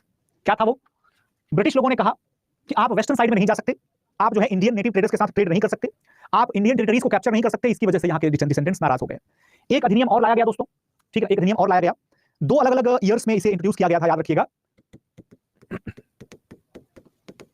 ठीक है। 1765 1774 में इसे इंट्रोड्यूस किया गया था, जिसको कहते थे क्वार्टरिंग एक्ट, यानी अधिवास अधिनियम। क्वार्टरिंग एक्ट क्या होता है, दरअसल में ये ब्रिटिश सरकार ने एक नियम बना दिया कि अगर कोई ब्रिटेन से आता है ना, कोई ऐसा ब्रिटिश अथॉरिटी या कोई ऐसा ब्रिटिश गवर्नमेंट का रिप्रेजेंटेटिव आता है, या फिर ब्रिटिश ट्रेडर्स आते हैं नए वाले, तो यहाँ के कॉलोनियल डिसेंडेंट्स हैं, उनके ऊपर जिम्मेदारी है कि वो घर भी बताएंगे, घर दिलवाएंगे, वो जो है ब्रिटिश सैनिकों के रहने का, खाने का पूरा प्रबंधन देखेंगे। ये तो वही बात हो गई, जैसे मैं किसी गांव से बिलोंग करता हूं, या मैं नहीं बल्कि मेरे परदादा जी किसी गांव से बिलोंग करते थे, और उसके बाद आज मैं पिछले 150 साल से, पिछले जो है 70 साल से कोई भी मेरे परिवार का आदमी उस गांव में गया नहीं, लेकिन ये बोला जाए कि उस गांव से जितने भी लोग आएंगे उन सब का खाना पीना का खर्चा आप ही को उठाना है। क्यों उठाना है भाई, what is the reason behind it, right. तो ये जो ब्रिटिश रूल बना दिया गया था, this was again exploitative plus authoritative in the character, due to which the descendants they were unhappy. Boston massacre is a very huge and very important event. दोस्तों British soldiers ने विरोध करते हुए कुछ डिसेंडेंट्स के ऊपर गोलीबारी की और उसको मार डाला उन लोगों को। जैसे जलियांवाला भारत के इतिहास में एक टाइड टर्निंग मोमेंट बोला जाता है, उसी तरीके से बोस्टन मैसेकर जो है वो यूएस के कॉलोनियल हिस्ट्री में एक टाइड टर्निंग मूवमेंट माना जाता है, ठीक है। इसके बाद फिर अमेरिकन बहुत एग्रेसिव हो गए, अमेरिकन मतलब डिसेंडेंट्स। बोस्टन टी पार्टी दोस्तों ये 1773 में होती है। दरअसल में चाय के ट्रेड के ऊपर क्या कर दिया गया था, रोक लगा दी गई थी कि अमेरिकन ट्रेडर्स जो है वो चाय का ट्रेड नहीं कर सकते। अमेरिकन ट्रेडर्स जो है उनको सिर्फ और सिर्फ वही चाय यूज करनी पड़ेगी जो चाय उनको ईस्ट इंडिया कंपनी के जहाजों से ला करके दी जाएगी, ये ईस्ट इंडिया कंपनी कौन सी है? ये वही ईस्ट इंडिया कंपनी है जो भारत में मौजूद है। याद करिएगा 1773 की बोस्टन टी पार्टी, और दोस्तों अमेरिका का जो रिवॉल्यूशन है या अमेरिकन रिवॉल्ट जो है, इसका संबंध भारत के साथ बहुत जबरदस्त है। Connection with India, connection with India. जरा मुझे बताइए, मैं जानना चाहता हूं कि आप में से मुझे कौन बताएगा कि क्या कनेक्शन है अमेरिकन रिवॉल्यूशन का और इंडिया के साथ क्या कनेक्शन है, भारत के साथ। Let us see. Lord Mountbatten regulation act 1773। Any other answers? Quick, very quick. Cornwallis, बहुत बढ़िया प्रभाकर, बहुत अच्छी। The tea was being sent by from India by East India Company. Alright, Cornwallis, Cornwallis. Arunima Goswami ji कहती हैं Pitt's India Act, Cripps Mission, focus was shifted on India. Yatendra Pal, Yatendra और अरुणिमा, बहुत अच्छे answers. When American got independence East India Company focus totally on India. ठीक है। Financial support, ठीक है, monopoly. चलो, मतलब कि you all have a basic idea, लेकिन मैं थोड़ा सा इसको कनेक्शन कर देता हूं। देखो 1776 से लेकर के 1783 तक दोस्तों चलती है क्या? American War of independence. Okay, और उसके बाद 1783 में क्या हो जाता है? एक हो जाती है treaty of Paris. Treaty of Paris में जो इंग्लैंड है वो क्या करता है? रिकॉग्नाइज कर लेता है, ठीक है ना, recognise the independent America, independent. और उसी के ठीक अगले साल, जस्ट वेरी नेक्स्ट ईयर, पहली बार जो है, राइट, जो ब्रिटिश गवर्नमेंट है वो पिट्स इंडिया एक्ट पारित करती है for the Indian administration, Indian territories administration. यानी कि ऑफिशियल जो है वो बिगिनिंग मानी जा सकती है कि official beginning of the parliamentary legislations in India and British territories in India particularly that started in 1784 immediately after the end of the British chapter in the America। ठीक है। और ठीक उसी तरीके से दोस्तों यहां पर देखिएगा जरा, जब बोस्टन टी पार्टी यहां पर हो जाती है 1773 में, बोस्टन टी पार्टी के वजह से ईस्ट इंडिया कंपनी को बड़ा तगड़ा झटका लगा था, और नतीजा ईस्ट इंडिया कंपनी के पूरे एडमिनिस्ट्रेशन को, पूरे मैनेजमेंट को दुरुस्त करने के लिए रेगुलेटिंग एक्ट की जो है वो शुरुआत की गई, और ईस्ट इंडिया कंपनी को सरकार ने अपने कब्जे में लेना शुरू कर दिया धीरे धीरे। ठीक है। तो हम ये कह सकते हैं कि ब्रिटिश कॉलोनियलिज्म में जैसे जैसे अमेरिका पर से ब्रिटिश कंट्रोल जो है वो लूज होता जा रहा था, वैसे वैसे भारत पर ब्रिटिश कंट्रोल जो है वो टाइट होता जा रहा था। ठीक है ना। आपको अगर लगेगा ना कभी, जिसका किसी का अगर हिस्ट्री ऑप्शनल होगा, अगर किसी का हिस्ट्री ऑप्शनल होगा तो उसे ऐसे क्वेश्चंस बहुत ही जबरदस्त देखने को मिलते हैं, मजेदार टाइप के, जो कि बड़े इमेजिनेशन वाले बेस्ड क्वेश्चंस होते हैं। जैसे कि रहता है कि the फिस्ट्स of the clinch of the British imperialism was loosening and tightening simultaneously over America and India, elaborate. ऐसे क्वेश्चंस देखने को मिलते हैं कि ब्रिटिश साम्राज्यवाद का चंगुल साथ ही, है ना, अमेरिका पर से ढीला, अमेरिका पर से पकड़ ढीली हो रही थी और भारत पर पकड़ मजबूत हो रही थी। ठीक है, इस तरीके के क्वेश्चंस आपको मिलते हैं। Got it. अमेरिकन रिवॉल्यूशन दौरान जो है कौन कौन सी प्रमुख लड़ाइयां हैं, ये लड़ाइयां आप लोगों को बिल्कुल भी याद करने की जरूरत नहीं है, क्योंकि इसके बारे में आपसे एग्जामिनेशन में कभी पूछा भी नहीं जाएगा। तो सिर्फ क्या करना है आपको, सिर्फ इतना जानना है कि 1775 में बैटल ऑफ लेसिंगटन एंड कॉन्कॉर्ड जो है वो हुआ था। ध्यान रखिएगा, सबसे पहली बार सेना का यूज जो है यहीं पर हुआ था, बस। ठीक है, सबसे पहली बार सेना का यूज कहां हुआ? बैटल ऑफ लेसिंगटन में हुआ। Got it everybody. इसमें ध्यान रखेंगे, इस सेना के लिए अमेरिकी कैसे लड़ रहे थे? अमेरिकी लड़ रहे थे अपनी जनता के द्वारा बनाई गई जो उग्रवादियों की सेना थी वैसे लड़ रहे थे, और ब्रिटिश के पास तो प्रॉपर सैनिक थे। तो क्या आपको मालूम है अमेरिका के लोगों की हेल्प कौन कर रहा था? वही जो भारत में टीपू सुल्तान की हेल्प करेगा, जो भारत में पेशवाओं की हेल्प करेगा, सिखों की हेल्प करेगा, वही अमेरिका में अमेरिकन डिसेंडेंट्स की हेल्प कर रहा था। Answer please, who might be there to help? Which country? France. गजब ही लोग हैं भाई, कुछ लोग कह रहे हैं नेपोलियन, कुछ लोग कह रहे हैं कि Hitler. France was helping, damn it, France. ये हिटलर कहां से आ गए? अभी हिटलर के बाप दादा तो पैदा नहीं हुए होंगे, तो हिटलर कहां से पैदा हो जाएगा भाई? Yes Hrithik, you are right. अब देखिए जरा यहां पर, उसके बाद अगर देखेंगे दोस्तों तो बैटल ऑफ बंकर हिल हो गया या फिर लॉन्ग आइलैंड हो गया, ये दरअसल में राइट, ये दरअसल में बैटल ऑफ लॉन्ग आइलैंड, ये एक बहुत इंपॉर्टेंट बैटल है। सो this is important and this is important. ठीक है, बैटल ऑफ लॉन्ग आइलैंड क्यों इंपॉर्टेंट है दोस्तों? दरअसल में इस लड़ाई में ब्रिटिश लोगों की जीत हो जाती है। ठीक है, ब्रिटिश लोगों की जीत हो जाती है, और ब्रिटिश लोगों ने अपने कब्जे को मजबूत करने की कोशिश कर दी, लेकिन अमेरिकन्स ने हार नहीं मानी। 7 साल 7 इयर्स लगातार जूझते रहे, 7 साल लगातार जूझते रहे। और उसके बाद फिर क्या होगा? एक लड़ाई और भी रहती है, ध्यान रखिएगा, जिसमें बैटल ऑफ साराटोगा जिसको कहा जाता है। ध्यान रखेंगे दोस्तों, इस लड़ाई से फ्रांस ने खुल करके अमेरिका का समर्थन करना शुरू कर दिया। ठीक है ना, open support. Got it everyone. अब इसके अलावा अगर देखेंगे तो कुछ लड़ाइयां और भी हैं, जो कि इसमें बहुत सारी लड़ाइयां दे रखी हैं। इतनी सारी लड़ाई आप लोगों को याद करने की बिल्कुल भी जरूरत नहीं है, ध्यान रखेंगे। अंतिम लड़ाई जो है दोस्तों, अंतिम लड़ाई जरूर याद रखिएगा, इसको कहते हैं the siege of Yorktown. ठीक है ना, siege of Yorktown, Yorktown siege. यहीं पर जो है दोस्तों अमेरिका प्लस फ्रांस, इन लोगों ने मिलकर के किसको हरा दिया? They defeated the British आर्मीज। और सरेंडर करने वाला कौन आदमी था? लॉर्ड कॉर्नवालिस, ठीक है ना। लॉर्ड कॉर्नवालिस जो है उनकी सिट्टी पिट्टी हो गई थी गुम, ठीक है। तो वहां से जो है वो पराजित होकर के 1781 में, और उसके बाद वो कहां आ जाते हैं? उसके बाद वो आ जाते हैं यहां इंडिया में, इंडिया में। Got it? ध्यान रखिएगा। तो उसके बाद दोस्तों क्या होगा? उसके बाद फाइनली होगा, ठीक है ना, यहां पर बैटल ऑफ यॉर्कटाउन के बाद ब्रिटिश हाउस ऑफ कॉमन्स में एक विधेयक लाया जाएगा, जो कि विधेयक रहेगा किस चीज के लिए? विधेयक रहेगा कि ब्रिटिश लोगों का अब जो है अमेरिकन कॉलोनीज पर से, अमेरिकन ट्रीटीज पर से कोई भी नियंत्रण नहीं रहेगा। अमेरिकन कॉलोनीज क्या है? अमेरिकन कॉलोनीज जो है इंडिपेंडेंट हैं। और फाइनली 1782 में क्या होता है? अमेरिकन धीरे धीरे फ्री होने लगते हैं। ब्रिटिश लोगों ने अपना, है ना, विड्रॉल शुरू कर दिया, और पेरिस की संधि पर समझौता जो है, पेरिस का समझौता होता है 1783 में, जिसके तहत क्या होता है? फ्रांस मिडिल मैन बन जाता है अमेरिका और इंग्लैंड के बीच में, और समझौता करवाता है, और इंग्लैंड ऑफिशियली रिकॉग्नाइज कर लेता है कि there is an independent country called as the America, United States of America, ठीक है ना। एक सवाल आया है कि सर ईस्ट इंडिया कंपनी के पास मिलिट्री कैसे आई, और आई तो ब्रिटिश गवर्नमेंट ने इंटरवीन क्यों? अरे भाई, मतलब यार कितने मासूम और बचपने वाले सवाल हैं। बहुत अच्छी बात है, ऐसी मासूमियत होनी चाहिए हमारे अंदर।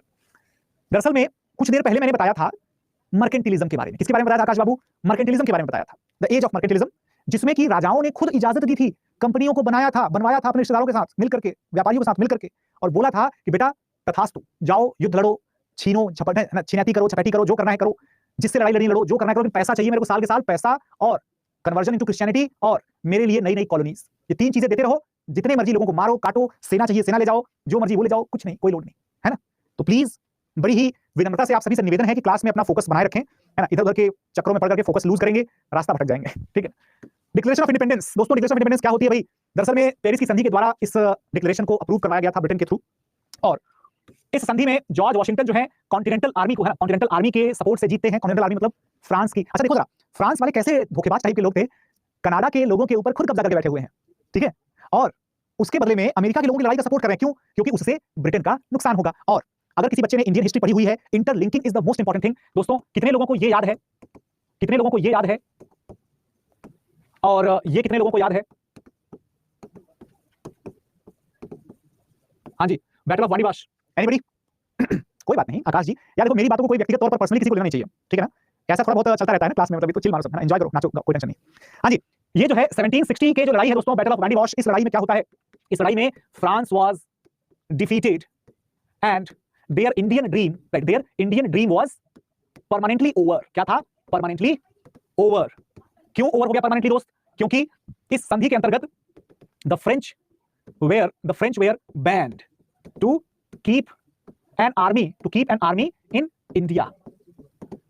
सोचो जरा, सोचिए जरा कि किस तरीके से फ्रांस को इंसल्ट करके, बेइज्जती करके अंग्रेजों ने 1763 में उनके घर में जाकर के एक समझौते पर दस्तखत करवाया कि बेटा तुम लोग भारत को भूल जाओ, भारत में तुम लोग सेना भी नहीं रख सकते, तुम अपनी कॉलोनी को अगर कंटिन्यू करना चाहते हो तो continue your colonies, but British will take the right to protect your French colonies in India. Only Pondicherry, Mahe, Yanam, Karaikal and Chandranagar, only the 5 small tiny places you guys are allowed to keep, nothing else, and forget the dream of making an Indian empire, right. France उस बुरी तरीके से अपमान जो हुआ था उसको भूला नहीं था। फ्रांस ने उनसे उनकी पूरी अमेरिकन कॉलोनीज ही छिनवा डाली। उसी का बदला लिया गया 1783 में, जिसको हम फिर से इस बार फ्रांस ने उनको अपने घर में बुला करके बेइज्जती की, ट्रीटी ऑफ पेरिस। और इस समझौते में British dream of America, British dream in America, sorry, British dream of America, that was over. और ब्रिटिश लोगों को भी शर्त सहित बाकायदा रखवाया गया कि आप लोग कुछ भी इंटरफेयर नहीं करोगे, आप लोग पूरी तरीके से इंडिपेंडेंस एक्सेप्ट करोगे, और कोई भी एक सिंगल बंदा आर्मी का वहां पर रहना नहीं चाहिए, ठीक है ना। तो ये है दोस्तों, एक तरीके से आप देख सकते हैं कि किस तरीके से यूरोप में होने वाली इंटरनल उठापटक कैसे प्रभावित करती थी दुनिया की पॉलिटिक्स को, ठीक है। यस, समझ में आया कि नहीं आया? और भारत की पॉलिटिक्स को भी और अमेरिका की पॉलिटिक्स को भी कैसे प्रभावित कर रही है। हाँ जी चलो, तो फ्रांस ने अपना उल्लू सीधा कर लिया, फ्रांस ने अपना उल्लू तो सीधा कर लिया, लेकिन दोस्तों अब आप देखिएगा, राइट, आप देखिएगा जरा कि 1783 से within 6 years, right, within 6 years क्या हो जाएगा? फ्रेंच रिवॉल्यूशन हो जाएगा। क्या हो जाएगा? फ्रेंच रिवॉल्यूशन हो जाएगा। हाँ जी तो फ्रेंच रिवॉल्यूशन, अगर आपसे कोई पूछे कि फ्रेंच रिवॉल्यूशन का one of the immediate factors में से क्या था, तो आप क्या बताएंगे? आप बताएंगे कि वो जो अमेरिका में फ्रांस वालों ने अपनी सेना को देखा था, उनकी सेना अमेरिकन की आजादी की लड़ाई लड़ रही थी, तो लोगों के मन में आया कि भैया आप दूसरों की आजादी की लड़ाई लड़ रहे हो, आपकी खुद की पब्लिक की तो धज्जियां उड़ी हुई है, and you guys are not doing anything for our own people, why, right. So that is why are teaching so fast, we should stop over here. Roshan Surwadi ji, अगर आप इस क्लास को ले रहे होते मेरे भाई, तो आप पूरी तरीके से रुक सकते थे। अनफॉर्चुनेटली यहाँ पर क्लास मैं ले रहा हूं, तो मेरा जब सिलेबस टॉपिक आज का पूरा होगा, जब आज की टारगेट को हम लोग फुलफिल करेंगे, तब क्लास ओवर होगी, ठीक है। और दूसरी बात, आप में से या किसी को भी, देखो जितने लोगों को जाना होता है क्लास के बीच में वो जाने के लिए बिल्कुल आजाद रहता है। मैं हमेशा कहता हूं कि घड़ी देख करके पढ़ाई करने अगर बैठे हो तो प्लीज अपने आप को धोखा देना बंद कीजिए, उठ जाइए, आराम करिए जाकर के, ठीक है। अगर टॉपिक में मजा आ रहा है, अगर टॉपिक सीखने को, कुछ नया सीखने को, जानने को और कुछ कनेक्ट करने को मिल रहा है, then it's absolutely worth to continue and learn, keep learning, right. Okay, बाकी मेहनत को अपने दिमाग पर टेंशन मत डालो बिल्कुल भी, कोई भी टेंशन से पढ़ाई नहीं कर पाएगा। किसी को अगर लगेगा कि हाँ यार बहुत हो गया, पक गया, दिमाग खराब हो गया, प्लीज आप आराम करिए, बाद में देखिएगा, रिकॉर्डिंग देख लीजिएगा, डोंट वरी, है ना।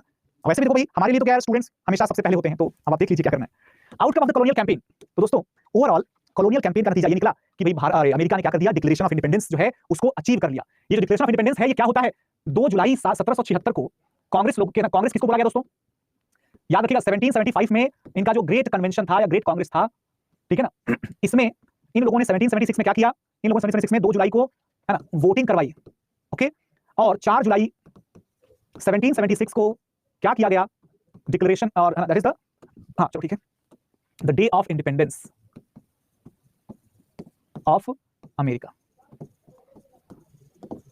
कितने लोगों को ये कंफ्यूजन है कितने लोगों को ये कंफ्यूजन है कि यार सर आप ये चीज बताइए मुझे कि 1776 में इंडिपेंडेंस हो गई और लड़ाई 1783 तक चल रही है, फिर वो पेरिस की ट्रीटी हो रही है, फिर रिकॉग्निशन ऑफ इंडिपेंडेंस हो रहा है, अब ये क्या ड्रामा है।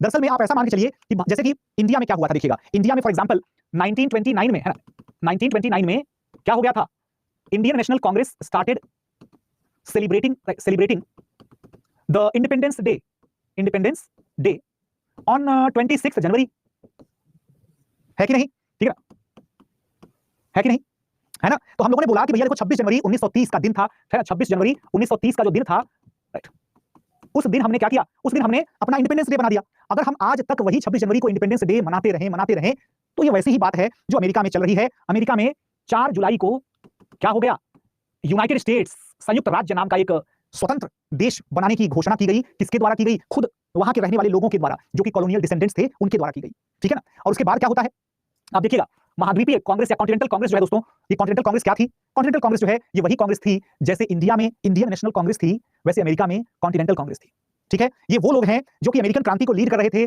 जो कि ब्रिटेन के नेताओं के साथ, उनकी गवर्नमेंट के साथ इंटरेक्शन कर रहे थे, जो कि अमेरिकन डिसेंडेंट्स की जो आर्मी हुआ करती थी उसको लीड कर रहे थे, जो कि अमेरिका में अवेयरनेस हो गया, पॉलिटिकल कैंपेनिंग हो गई, इन सब चीजों को जो लीड कर रहे थे वही लोग थे महाद्वीपीय कांग्रेस। इनकी पहली बैठक 1775 में होती है, ध्यान रखिएगा, ठीक है।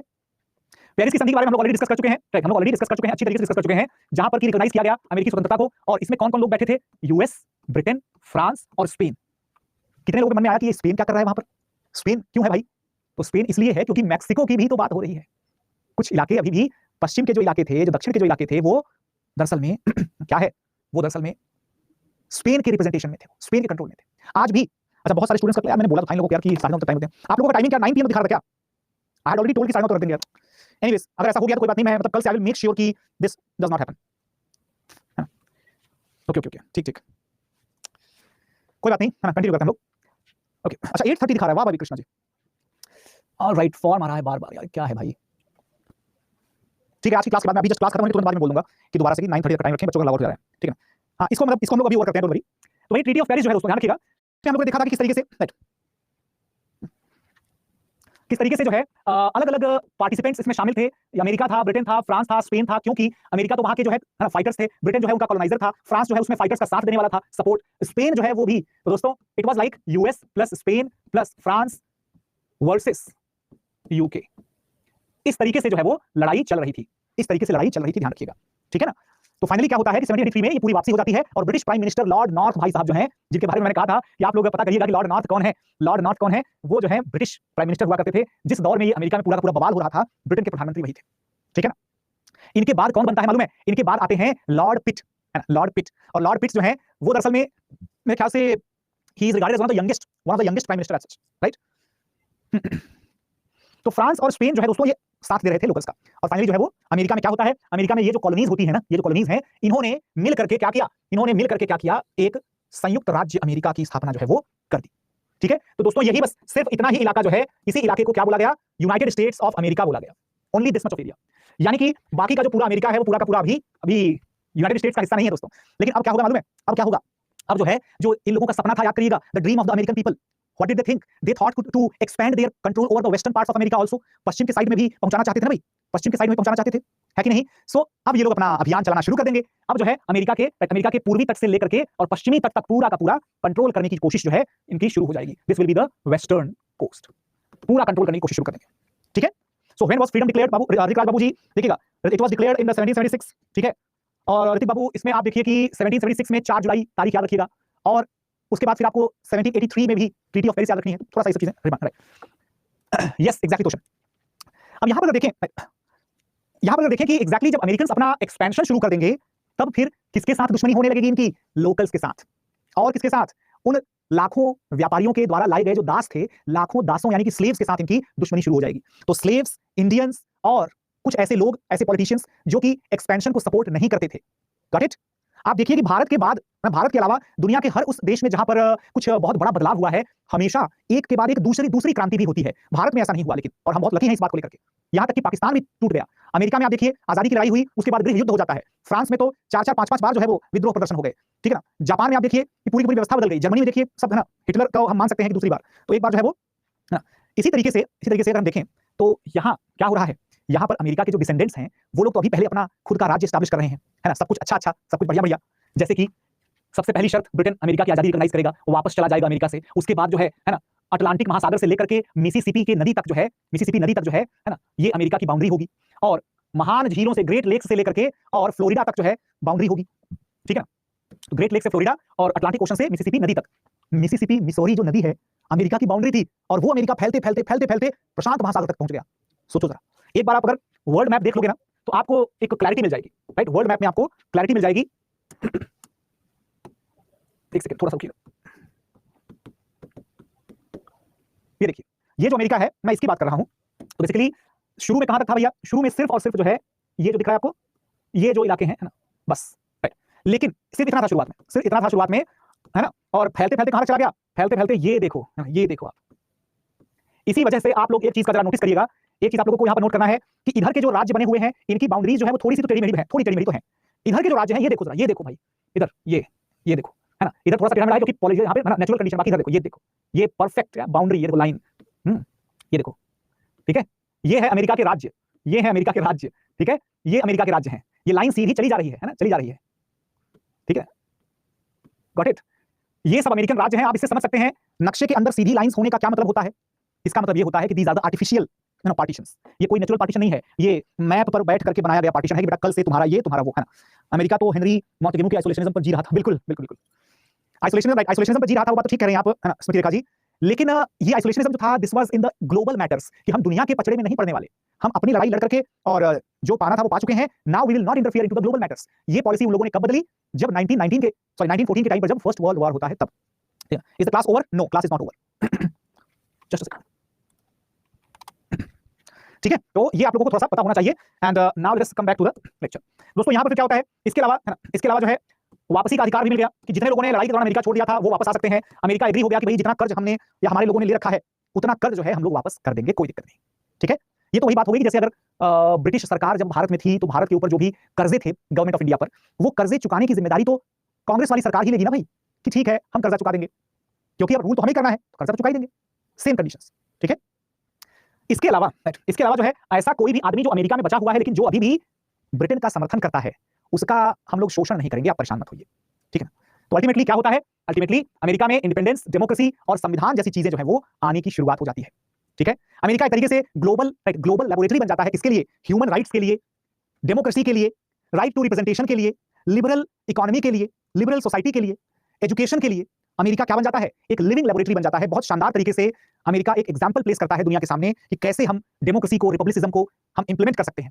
आपको आश्चर्य लगेगा जान करके कि प्रिंसिपल ऑफ रिपब्लिक यानी गणतंत्र का सिद्धांत, इसका अर्थ होता है कि जो राष्ट्र का या राज्य का जो मुखिया होता है, जो हेड ऑफ द स्टेट होता है, वो कभी भी हेरिडिटरी नहीं होगा, यानी कि वो जनता के द्वारा रिप्रेजेंट किया जाएगा, जनता का जो है वो जनता का चुना हुआ रहेगा। ये फंडा मॉडर्न वर्ल्ड में, मॉडर्न डेफिनेशंस के अकॉर्डिंग अमेरिका से पहले कभी भी देखने को नहीं मिला था, ध्यान रखिएगा। तो दुनिया का सबसे पुराना रिपब्लिक मॉडर्न कंटेक्स्ट में it was the United States of America. दुनिया का सबसे पहला लिखा हुआ रिटन कॉन्स्टिट्यूशन वो अमेरिका का था। दुनिया का सबसे पहला लिखा हुआ कॉन्स्टिट्यूशनल राइट्स के तौर पर ह्यूमन राइट्स या फंडामेंटल राइट्स वो अमेरिका में था, ठीक है? दुनिया में पहली बार जो है जेंडर पैरिटी के साथ स्टेट का बराबर मेंबर जो है किसे माना गया? तो अमेरिका में महिलाओं और पुरुषों दोनों को माना गया, ठीक है? तो ये सारी चीजें दरअसल में क्या इंडिकेट करती हैं कि भाई अमेरिका काफी ज्यादा तेजी से अपने आप को एग्जेम्पलरी मॉडल के तौर पर स्टैब्लिश करने में कामयाब था। लेकिन जैसा कि आप सब जानते हैं कि कोई भी परफेक्ट तो नहीं हो सकता, अमेरिका में भी कुछ गड़बड़ी तो रही होगी, है ना। अमेरिका की क्या गड़बड़ी थी, इसके बारे में दोस्तों हम लोग जो है वो कल चर्चा करेंगे, और कल अमेरिका की गड़बड़ी के साथ साथ हम लोग फ्रांस की क्रांति पर भी डिस्कशन करेंगे, ठीक है। क्योंकि ये आप लोगों को देख सकते हैं, आप लोगों को क्लियर हो गया होगा कि अमेरिका जो है इसने दुनिया में संवैधानिक सरकार की स्थापना की, है ना। इसने दुनिया में जो है वो कॉलोनियल देशों के सामने एक उदाहरण प्रस्तुत किया कि अगर कोई कॉलोनी फ्री हो जाएगी तो क्या करेगी। और इतना ही नहीं, इन्होंने दुनिया में नेचुरल राइट्स, इक्वालिटी और पर्सनल या इंडिविजुअल फ्रीडम जैसी चीजों को स्वीकार किया। जो कैल्विनिज्म वाले सुधार थे ना, राइट, कैल्विनिज्म वाले सुधार जो थे वो सुधार उन्होंने स्वीकार नहीं किए। उन्होंने कहा कि हम भगवान के ऊपर सब कुछ नहीं छोड़ सकते। दो सवाल हैं, अब कुछ सवालों के आप आंसर दे दिए जाएं। अब क्लास यहीं पर हो चुकी है। सर एक क्वेश्चन था, आपको शायद अजीब लगे, मेरे अमेरिका के बाद में United States of America. Sonali, United States of America दरअसल में किसे कहा गया, आप समझिए जरा इस मैप पर नजर डालिए। ये जो छोटू सा इलाका है ना, जिसमें कि कुल मिलाकर के 13 कॉलोनीज हैं, ये 13 कॉलोनीज का जो इनका यूनियन था, सॉरी यूनियन नहीं, इनका जो फेडरेशन था, their federation that was declared as the United States of America. यहां पर स्टेट्स मतलब 13 कॉलोनीज या 13 स्टेट्स बोल दीजिए। So 13 states, right, 13 states they were the constituents. तो फेडरेशन का मतलब क्या होता है दोस्तों, जहां पर original states do a treaty और sign a treaty to establish a nation state and common central government, ठीक है। तो इसकी स्थापना कर दी 13 अलग अलग राज्य। तो अमेरिका के केस में आप समझिएगा जरा कि अमेरिका के केस में राज्य तो पहले से ही थे, देश का नामो निशान नहीं था, देश तो बाद में बना, इसीलिए अमेरिका में राज्य पहले हैं, देश बाद में है। और यही सिस्टम अब्राहम लिंकन के जमाने तक चालू था। अब्राहम लिंकन के जमाने में संविधान में संशोधन किया गया और यह नियम बना दिया गया कि राज्य जो है वो भी पक्का और देश भी पक्का। तो अमेरिका में अब जो है कोई भी राज्य अमेरिकी फेडरेशन से बाहर नहीं जा सकता, लेकिन राज्यों की बाउंड्री भी नहीं बदली जा सकती। जबकि भारत में देश पहले से था, राज्य बाद में बने, यानी भारत जो है यहाँ के राज्य देश से बाहर नहीं जा सकते, लेकिन राज्यों की बाउंड्री बदली जा सकती है। इसीलिए कहने के लिए तो इंडिया में भी राज्य है और देश है दोनों, इसका मतलब कहने के लिए तो इंडिया भी फेडरल कंट्री ही हुआ, लेकिन अमेरिका के जैसे ट्रू फेडरल नहीं हुआ, सिर्फ क्वासी फेडरल हुआ, यानी कि सच्चा जो है फेडरल या सच्चा जो है वो परिसंघ नहीं बल्कि आभासी परिसंघ हुआ, ठीक है ना। बोस्टन टी पार्टी को बोस्टन टी पार्टी क्यों कहा जाता है, क्योंकि चाय की पेटियां, चाय के बॉक्सेस जो है लकड़ी की पेटी होती है, चाय पत्ती की ढेर सारी लकड़ी की पेटियां जो है वो अमेरिका के जो नेटिव डिसेंडेंट्स और अमेरिका के जो डिसेंडेंट्स थे वो लोग जो है रेड इंडियन मजदूरों के साथ उनके जैसे कपड़े पहन करके और ईस्ट इंडिया कंपनी के जहाजों में चढ़ करके और ईस्ट इंडिया कंपनी के द्वारा लाई गई चाय की पेटियों को बोस्टन के बंदरगाह में पानी में फेंक दिया। वहां पानी का कलर जो है वो चाय पत्ती की वजह से जैसा भी हुआ हो भगवान जाने, लेकिन क्योंकि चाय पत्ती को उन्होंने पानी में डाल दिया इसीलिए T party, right. 13 colonies were all Britishers, yes they were all Britishers, वो सबके सब जो है ब्रिटिश थे।